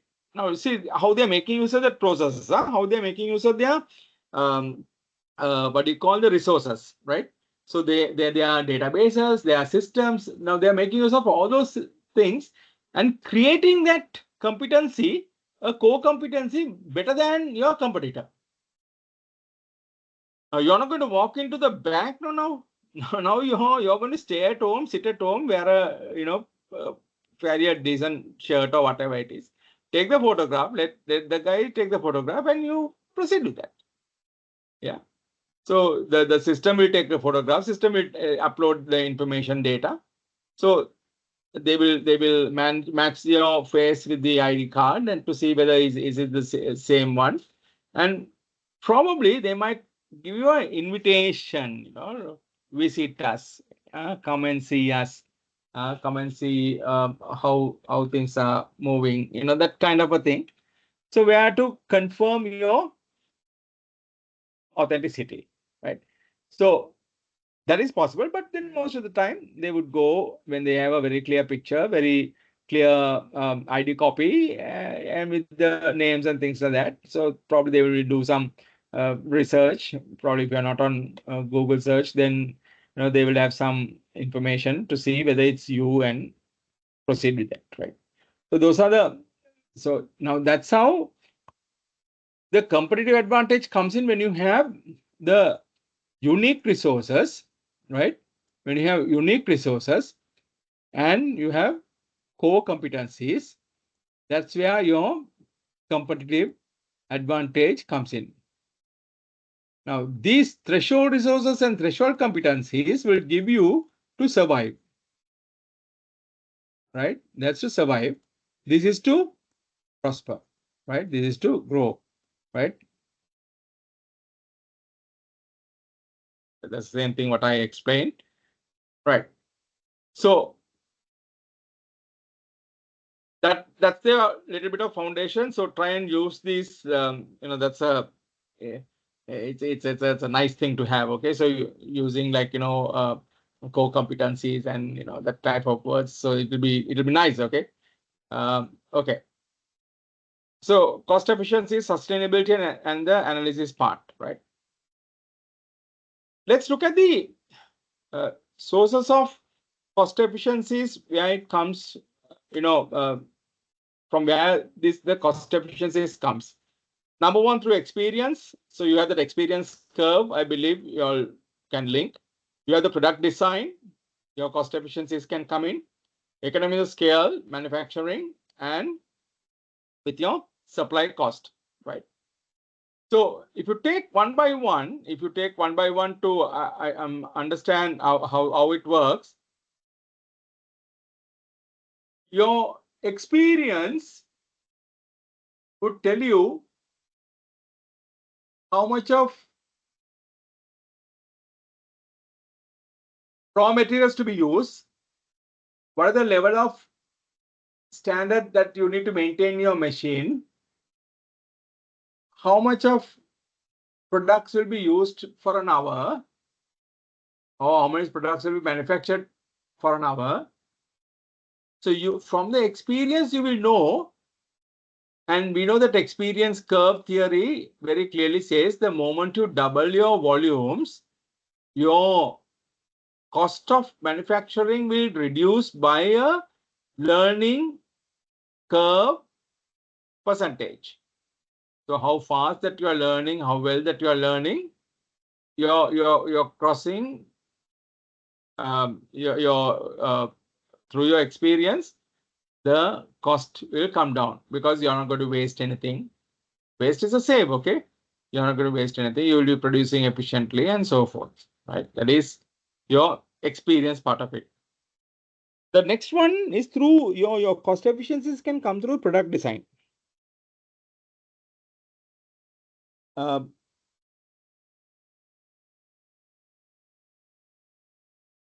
the higher quality vehicles, okay, the cars, higher quality cars. I've forgotten to say it. I'm getting a bit old now. The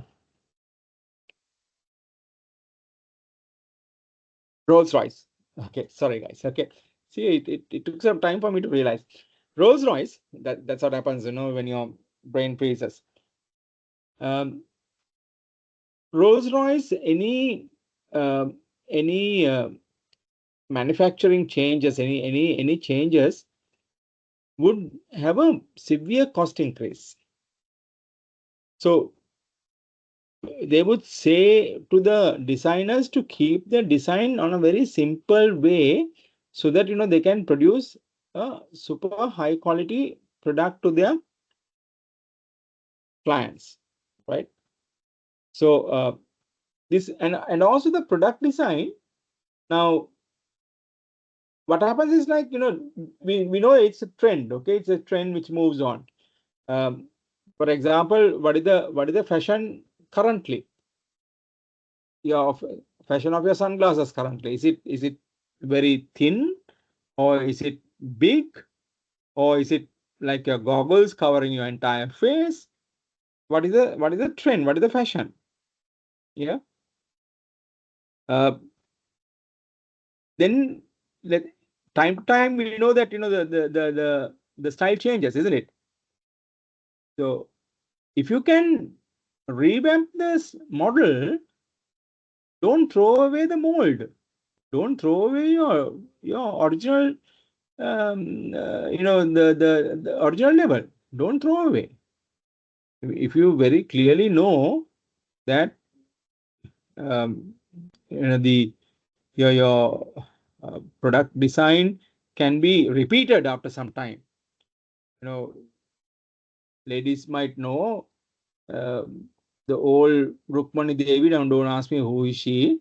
She was an actress at that particular time, I believe. She used to wear these glasses, the sunglasses, this thin, small ones, and that is the style in that particular age. Yeah, it came in 19. No, those I believe in 1970s. Okay, so it came in 1990s, mid 95s. I believe that's your age. Yeah, and now probably it might come back next year. So when the style comes on, the manufacturers would have the mold with them so that they can manufacture it fast without waiting and without delaying the time to market. So because of that, you don't have to develop these products, develop the mold again. So you can save quite a lot in that particular situation. Obviously, economies of scale will give you a better pricing because your input cost will reduce drastically if your economies of scale increases. The way that so probably you might be asking to hold on to it or whatever. So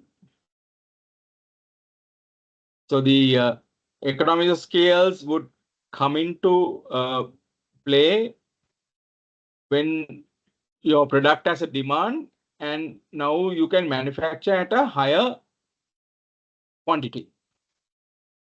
Now, if you're going to prepare 1 kilo of cake, what are the basic 4 ingredients in a cake? You have flour, you 250 flour, 250 butter, then 250 sugar, and equal to 250 grams egg. Yeah, that's a combination, no? That's a 4 combination, right?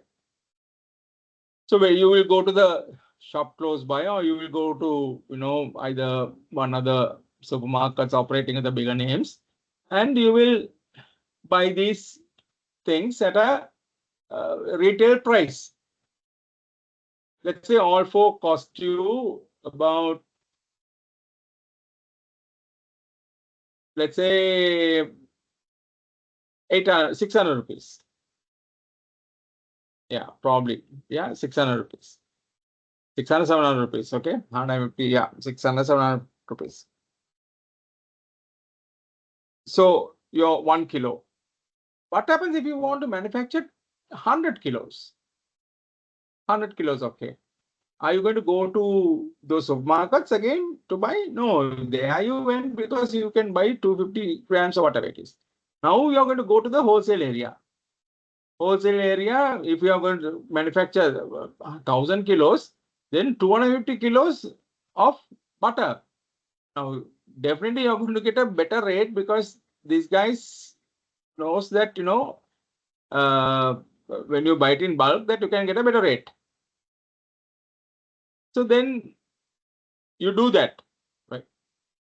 And also the labor cost. Now, to manufacture 1 kilo, maybe you have hired a person. That person might finish up beating and putting into the oven maybe within an hour or so, right? So balance rest of the 7 hours, she's going to be idling, but then still you will be paying 8 hours of 8 hours of labor, 7 hours of labor that you'll be paying, right? Now, when you get a bigger order, now you're not going to ask them to go. Yeah. Or you're not going to pay, you'll be paying, you'll be asking them to work for the balance 7 hours also. Right. So your labor cost also, which should have been a fixed cost, but generally should be very, very fixed cost, would have that element of spread it right throughout of those 100 kilos. And now that fixed cost element is also now has been come down. So then now once you produce your big numbers, now your cost starts to reduce at a scale. Now, the other way that you can reduce your cost is, and you can be on a cost efficiency, is by understanding and managing your supply cost. Supply cost is very, very critical. Okay, very important. Very that's essential also. Okay, you should negotiate with the people. You can ask for continuously that need to be supplied. So you can fix a price with these guys, to make using of the opportunity that you can speak to them, reduce the cost, make sure they reduce the cost is at the right cost where your organization would benefit and so forth, right? So that's how you so internally you should analyze whether your cost efficiency systems are working. If they are not working, that means that's a weakness. Yeah. So probably then you might have to write. Okay. If you have these efficiencies on with you, then it's not a major problem. Yeah. So your cost could be intact.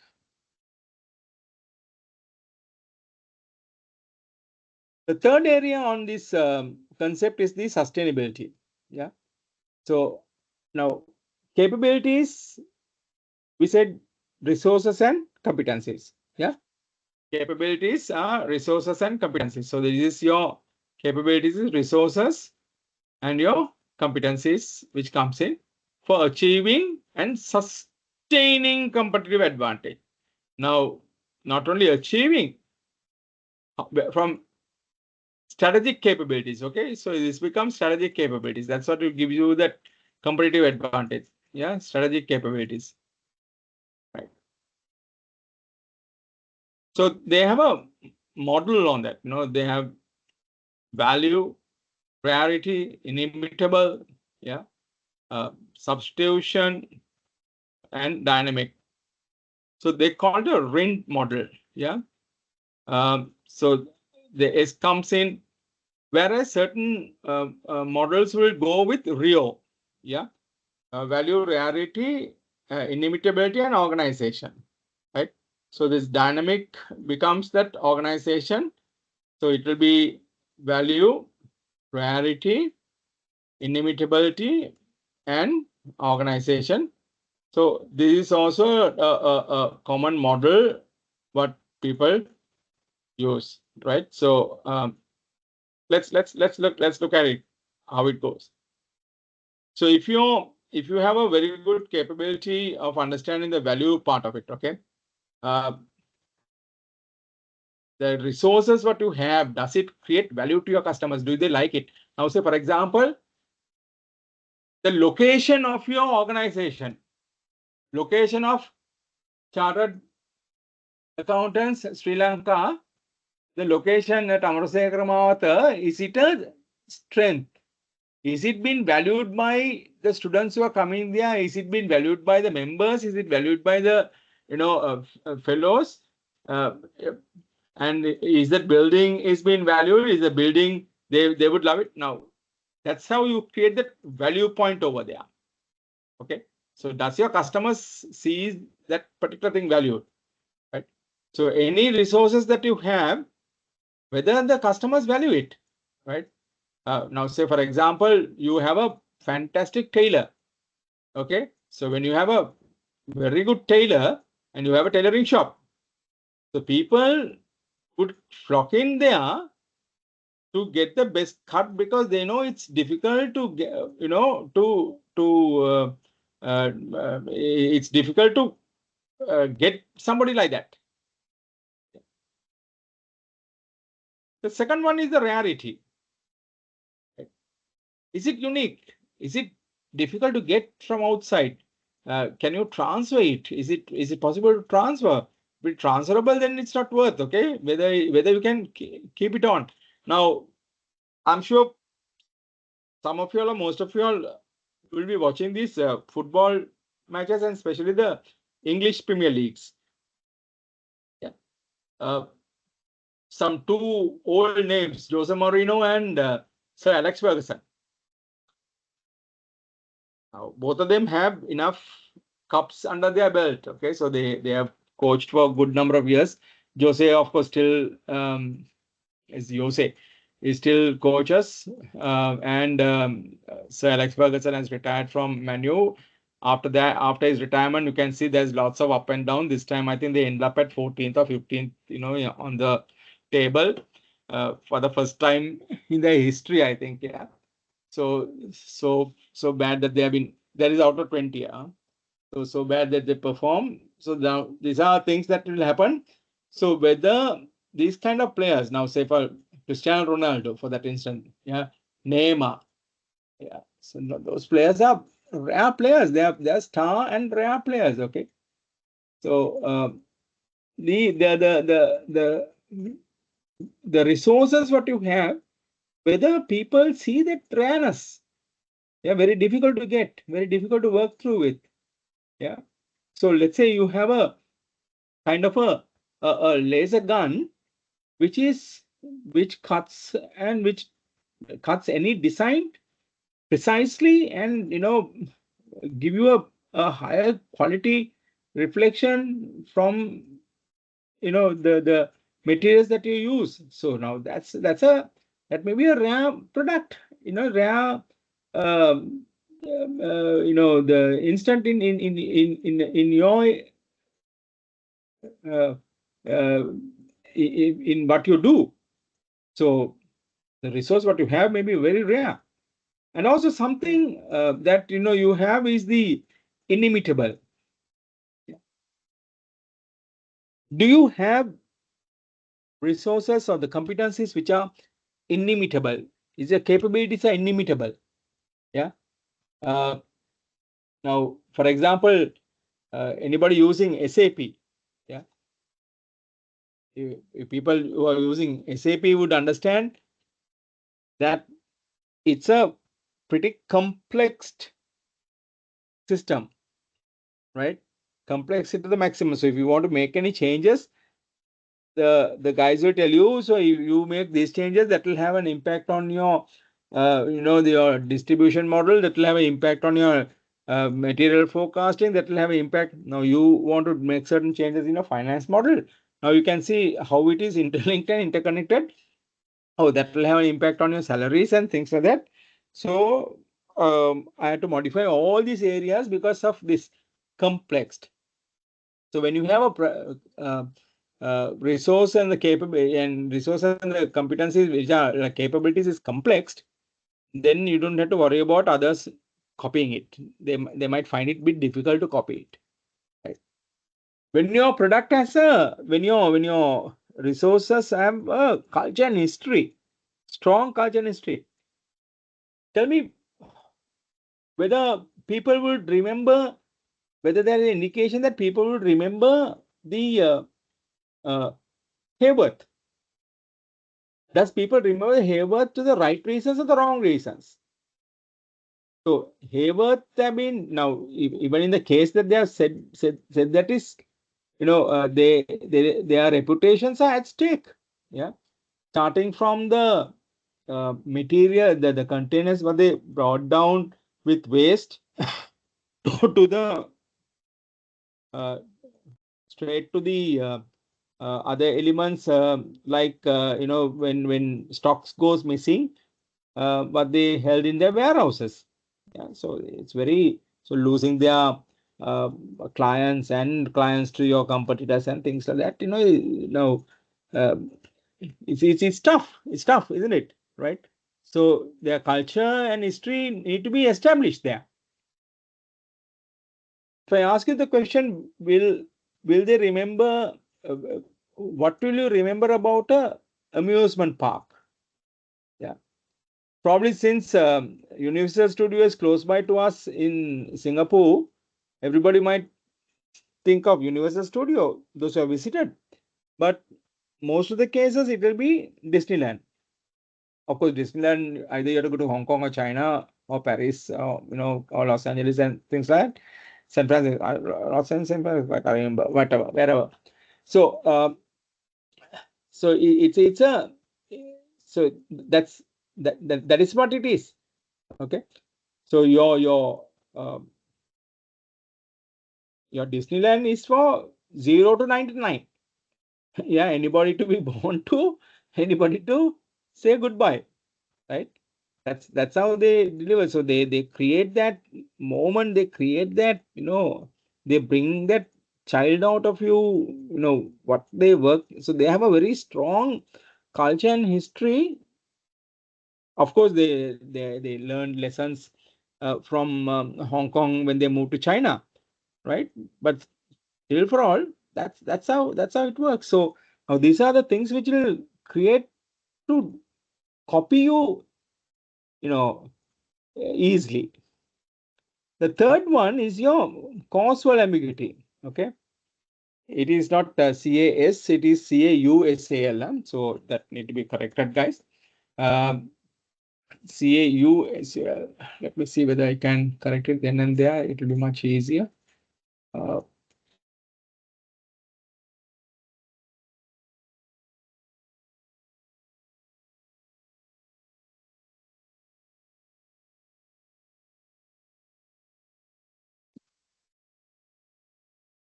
yeah.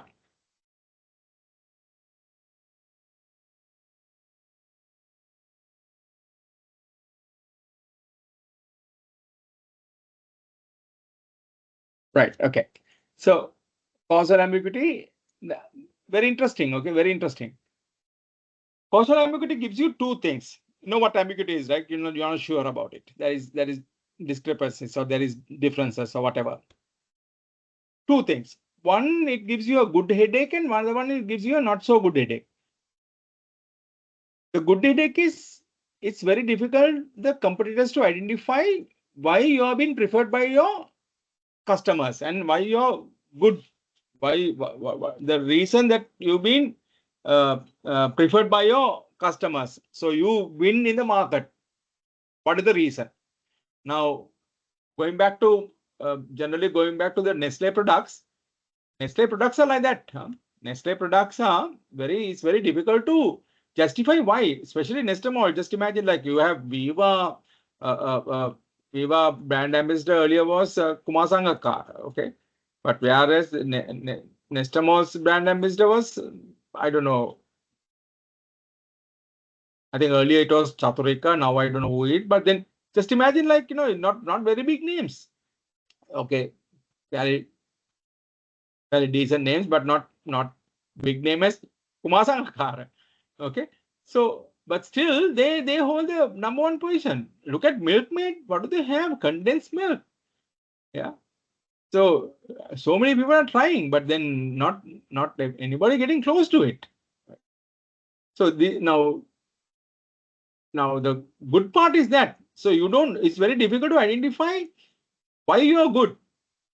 The danger part is since you don't know why you are good, you don't know where to improve also. Is it the perception? Is it the way that that you're producing it? Is the way that that the network is set? Is that the reason that they are the causal ambiguity takes place? Yeah, it's very questionable, right? Substitution, whether your product can be substituted. Now that's and especially whether your product is substituted by the technology. Now look at the whether your product or services can be substituted by technology. Guys, just think of whether your manual labor work have already been substituted by the technology. Your warehouse is already having high quality, high class machineries, yeah. So which will pick up, and they are saying that they are going to invest in that particular thing, yeah. So now these are now, now then you lose your the sustainable competitive advantage if your product or services could be substituted, especially the technology. Now you are doing it, that's fine because so that will maintain that sustainability, sustain that competitive advantage because now you are making that move so that the customers can benefit better. Okay. On the other hand, when your substitution takes place, now say for example, look at your post offices. No more letters, okay? No more letters flying, isn't it? No more aerograms, no more letters. Yeah. So you just send an email or WhatsApp. Technology has replaced the post office business to almost ground zero. How are they surviving then? Now in Sri Lankan context, these people they have become banks. They have become so many, no. So they collect the the fines, by the police, but they give you, um, obviously still, there is official letters going in, the registered post, things like that going. So they are making payments on behalf of government. They get various type of the free funds like Samurdhi funds, or whatever the funds, they're the people who are distributing it. All these things are now, they are not, they realize that they are going to be replaced by the technology, and now they are moving on. So you need to be careful when, especially if it is through substitution, comes in either through the product or services, or even the competencies. Okay, I mean, the processes also can be substituted, like how they are substituting the process of warehousing.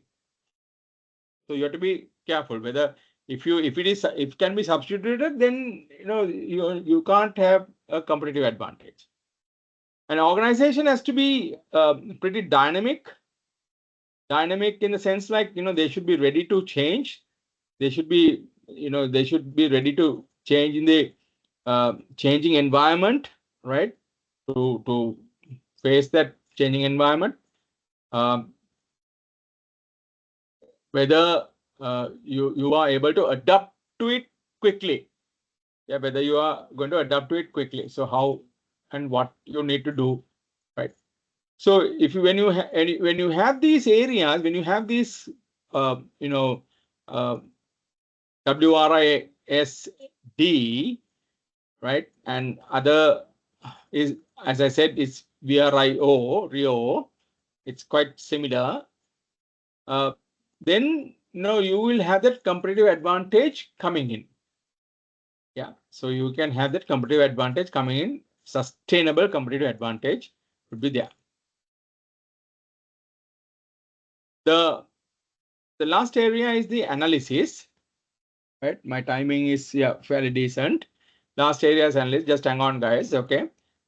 Uh, so you have the value chain, value network, benchmarking, activity maps, and finally your SWOT analysis, which you have to work through, right? Value chain, that 9 elements. Yeah. Your primary goes in inbound logistics, operations, outbound logistics, marketing and sales and services. Then that's your primary activities. Then you have your supporting activities, goes as firm infrastructure, technology development, human resource management, and procurement. Now, where there are value added, now easily into certain areas. Now, this is ideal for a manufacturing organization. Okay, it's absolutely ideal for a manufacturing organization, but the service organization also can be mapped out, right?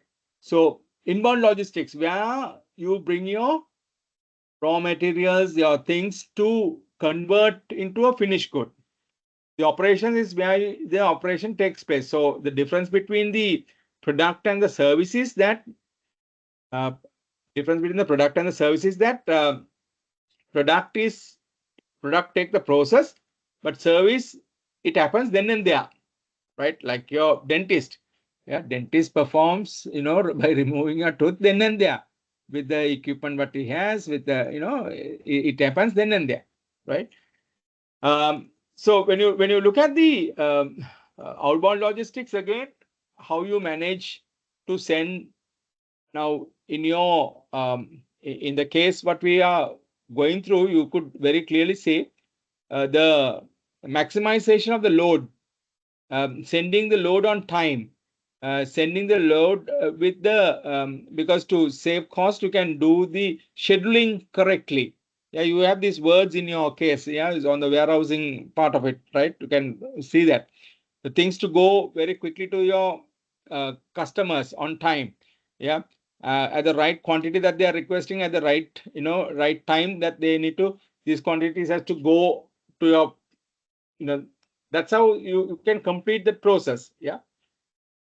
Marketing and sales, again, you have a small ditch there because when you're dealing with your outsiders, that you have lost their materials, they have lost their the shipment, it has gone missing.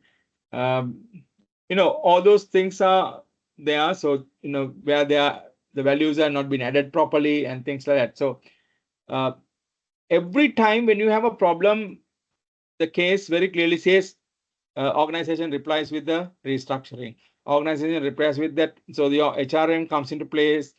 How do you manage things?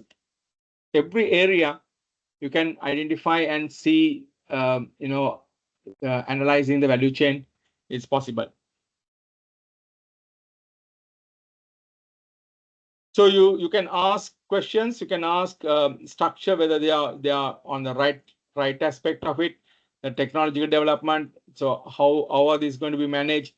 Um, they're not talked about a proper structural content. So try and identify an organization like this. What type of structure would be ideal for them to operate? All those things might be helpful for you to identify. Okay, so the areas which they are not indicated, better to study. Yeah, better to study to move on. So have you able to create that value network? Yeah. Now you have your now this is what the organization is trying to do now. They try to create those the value chains of your organization to be linked with your suppliers value chains, and then link with your customers value chains. Now say for example, your customers value chain of their outbound logistics, right, and marketing and sales would identify your end consumers requirements. So the moment it understands the end consumer's requirement, it will trigger and it will inform your organization's marketing and sales. Hey guys, don't produce these items. Now your marketing and sales guys has to communicate with your procurement team and tell these guys, is look guys, we don't want these products, we don't want these raw materials, stop these raw materials, because we are not my end customers are not interested in doing it, so I don't want to produce it. If you don't do it, you will have a lot of working capital. Yeah. If you don't respond to this value networks, worth comes in when you respond to the customer's value chain. The feedback comes from the customer's value chain. Yeah. Then you will have, if you don't respond, your cost goes up. If you don't respond, your all elements which the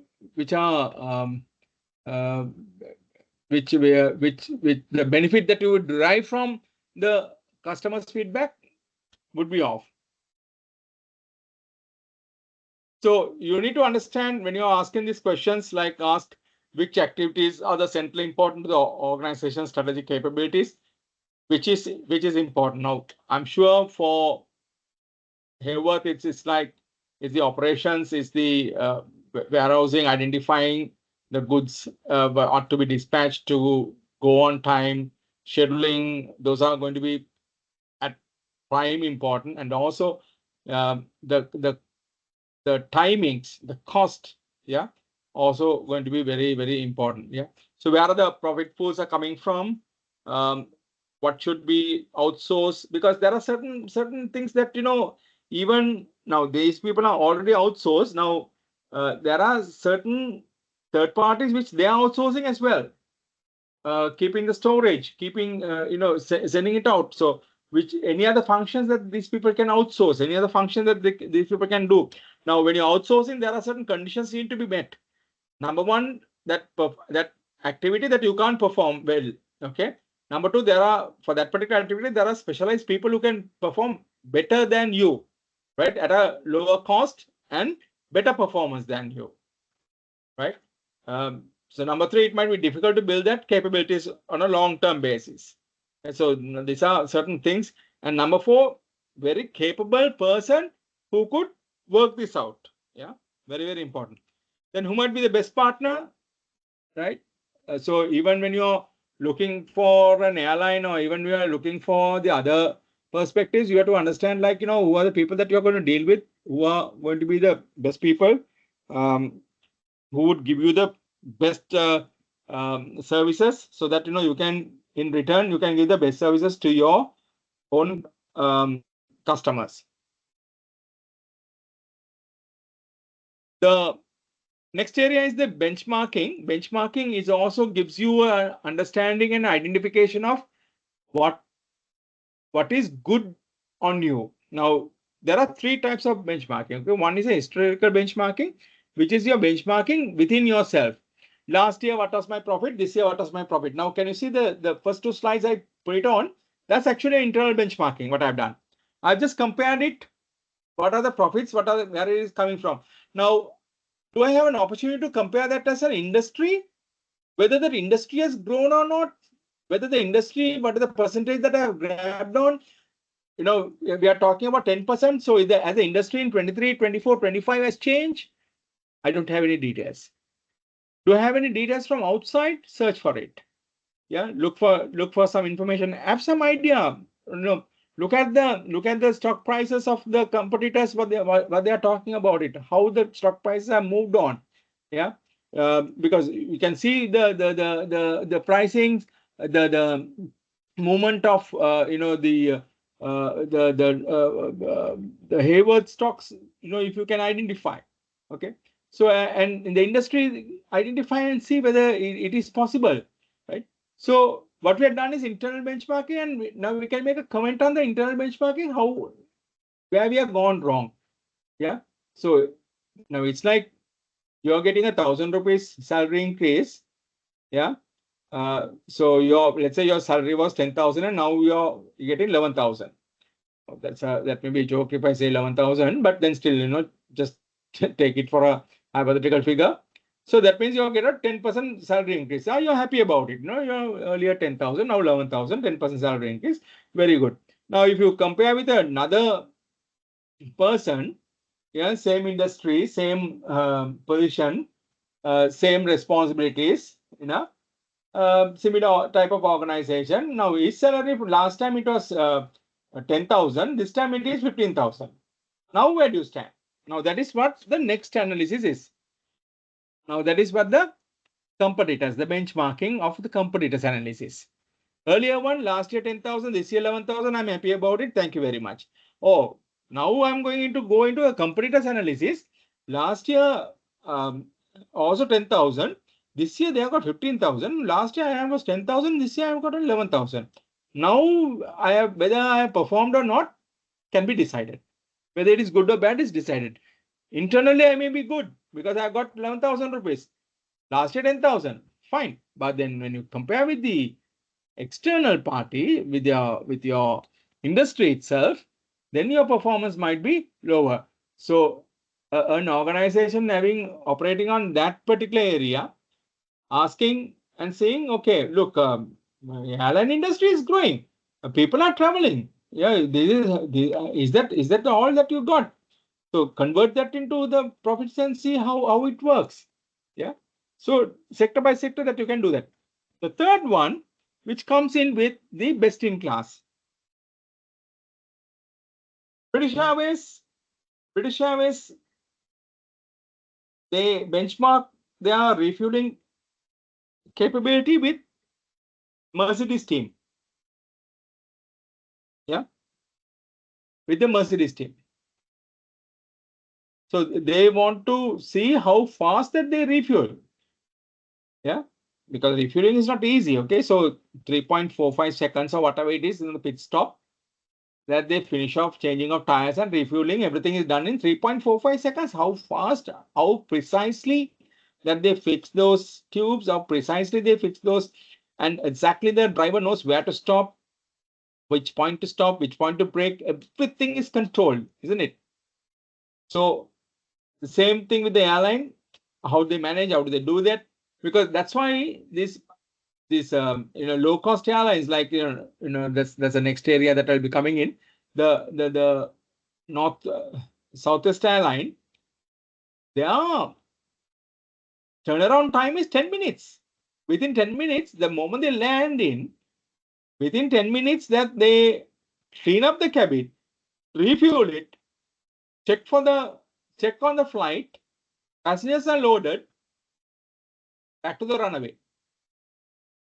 Because aircrafts should be flying rather than staying on the ground, because aircrafts are meant to fly. So more and more they fly, your revenue is secured. Revenue comes in. The more and more you land and more and more you be on the ground, then your revenue you're losing. Yeah. So you can do a benchmarking approach to work it out, right? The other one is the activity maps. Activity maps is like how the competitive advantage is achieved through how you achieve that competitive advantage. You know what competitive advantage means now, and what is the relationship between your competencies and your competitive advantage. Now, this is the airline which I was talking about. This airline never went on bankruptcy. Okay, this airline never went on bankruptcy. This has a very clear indication how. Now, if you can map your, the organization, what is in question, from where do they get this competitive advantage? What is the advantage that they are using? What are the activities that they are working on with? Does it have a link with the competitive advantage that you have? You can see this 10 minutes gate around. How do you do that? 10 minutes gate around. How do they work off? They do in-house maintenance because they don't wait for somebody else. Okay. So, and they usually one aircraft type, 737s. Okay. So they are mechanics, they are engineers, everybody is trained on 737. So every single port, every single airport, that there is a mechanic waiting for them, right? So because they don't go on a hub and spoke model. Like Sri Lankan Airlines is hub and spoke. It comes to Colombo, go to London, come to Colombo, go to Paris, come to Colombo, go to Dubai, come to Colombo, go to Kuwait, come to Colombo, go to Sydney, come to Colombo, go to Melbourne, Singapore, back, Bangkok, back, Narita, back. So that's how Taiwan back. So that's how they operate. Okay, so hub is Colombo. These guys don't do that. They do, like, for example, they start off with Dallas, they go into Washington, they come to New York, they go to Memphis, they go to slowly they every 2 hours, 3 hours they have a flight. They have it's short haul flights. All they go on short haul flights. Yeah, and so they keep on flying, keep on changing the crew, keep on changing. The maintenance comes into play. Okay, so every airport there is a maintenance. If that airport the maintenance is absent, so these guys will carry the the where they stopped. They will carry that maintenance guy and go to the other destination, right? So same way, until that is settled, everybody will be carrying a person, with that aircraft. Very interesting. Okay, so they could manage it, like, so very much standardized boarding process. There is no first class, economy class. Everybody is on same class, so you just go and sit wherever you want.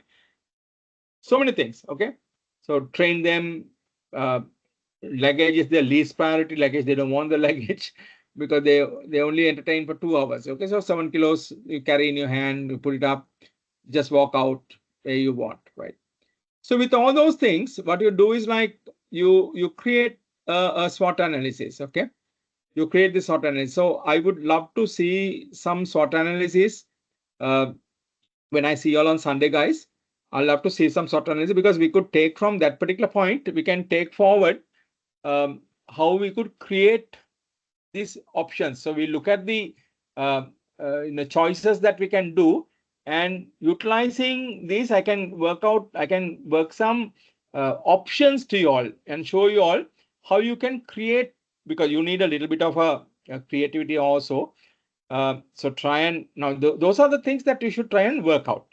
Yeah, those are things that you should try and take, because now you have analyzed and now you have the strength, weakness, opportunities, and threats in front of you, and now you can see what are the options available for them to move forward. Okay, now in your unseen, if you get certain other data, you can replace those data of your strength, weaknesses, opportunities, and threats, and then rework those strategies. Yeah, rather than memorizing and rather than try to think as a blueprint of the options available and what you have worked off with, understand how these options would work, right? So they are giving sufficient number of hours to, to work on a normal basis. It is not a, of course it's tight. Of course it is tight. There is no second question about it. It is tight, but then it is tight for good reasons. Yeah. The time tight is for good reasons. So you have to how you work under pressure, and because your end of the day you're going to be you know a chartered accountant, right? So that pressure should you will have that pressure on. Okay, right.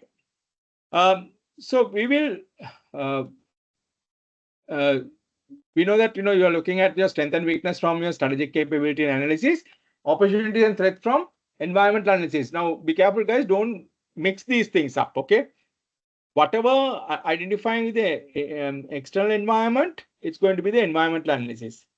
That is going to be opportunities and threats. Okay, so they have given certain information about future trends and things like that, so you can pick certain things up.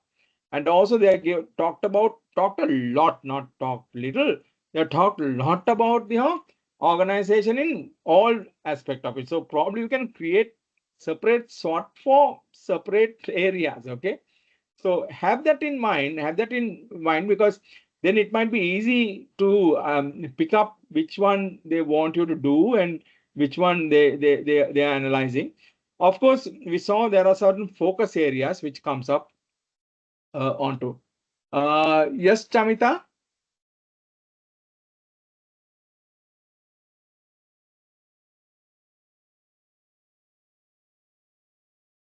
you're muted. You want to ask any questions?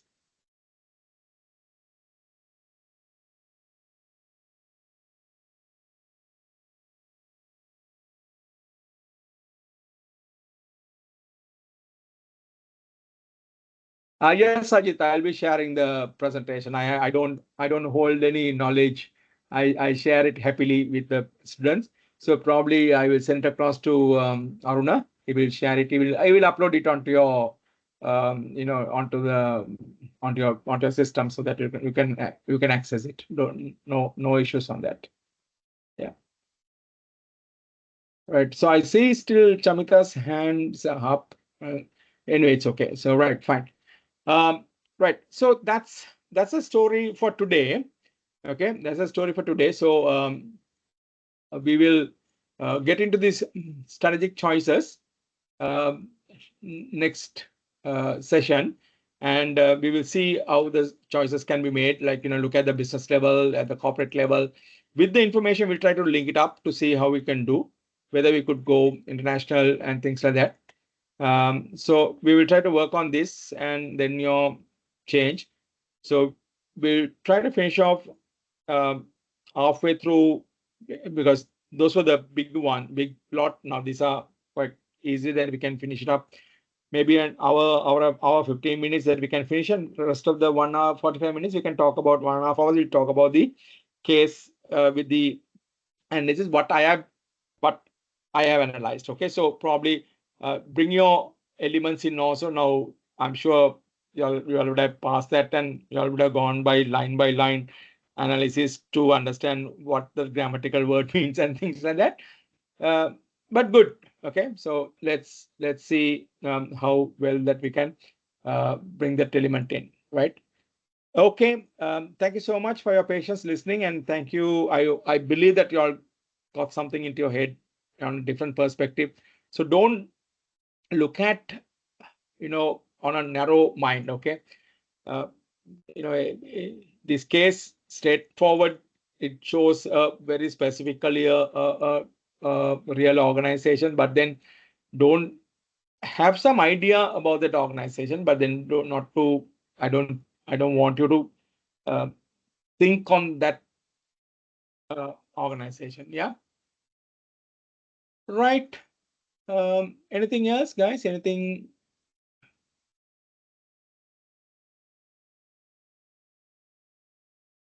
Any other questions? Any other comments?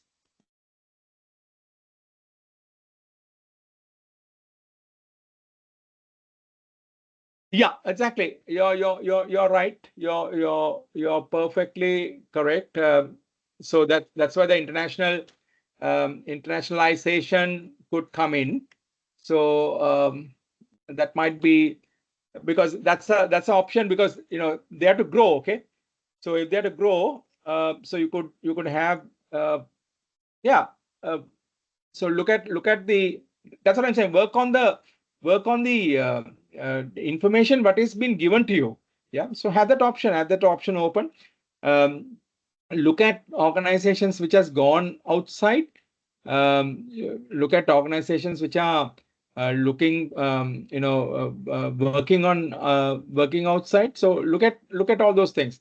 So yes, I would agree with you, because you're talking with the information what is provided in the case. Yeah, right. Great. That's pretty good. Anything else, guys? Anything else to goes off with? Um,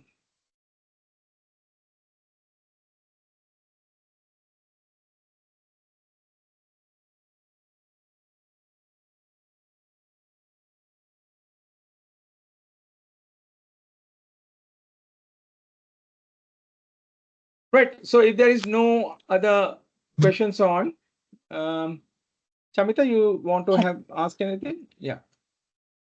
Hello, Yes. sir. I just want to know a small thing. Yeah. Now, the pre-scene given.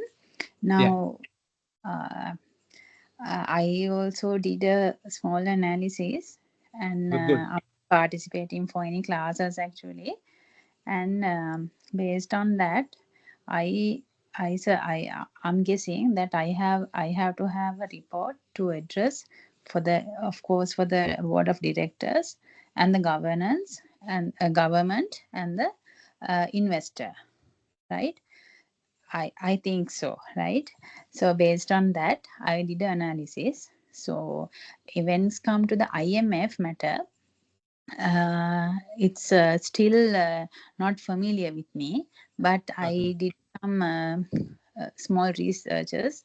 But I just wanted to know that if I'm going to now, as if I'm working for this company, I want to expand the company, right?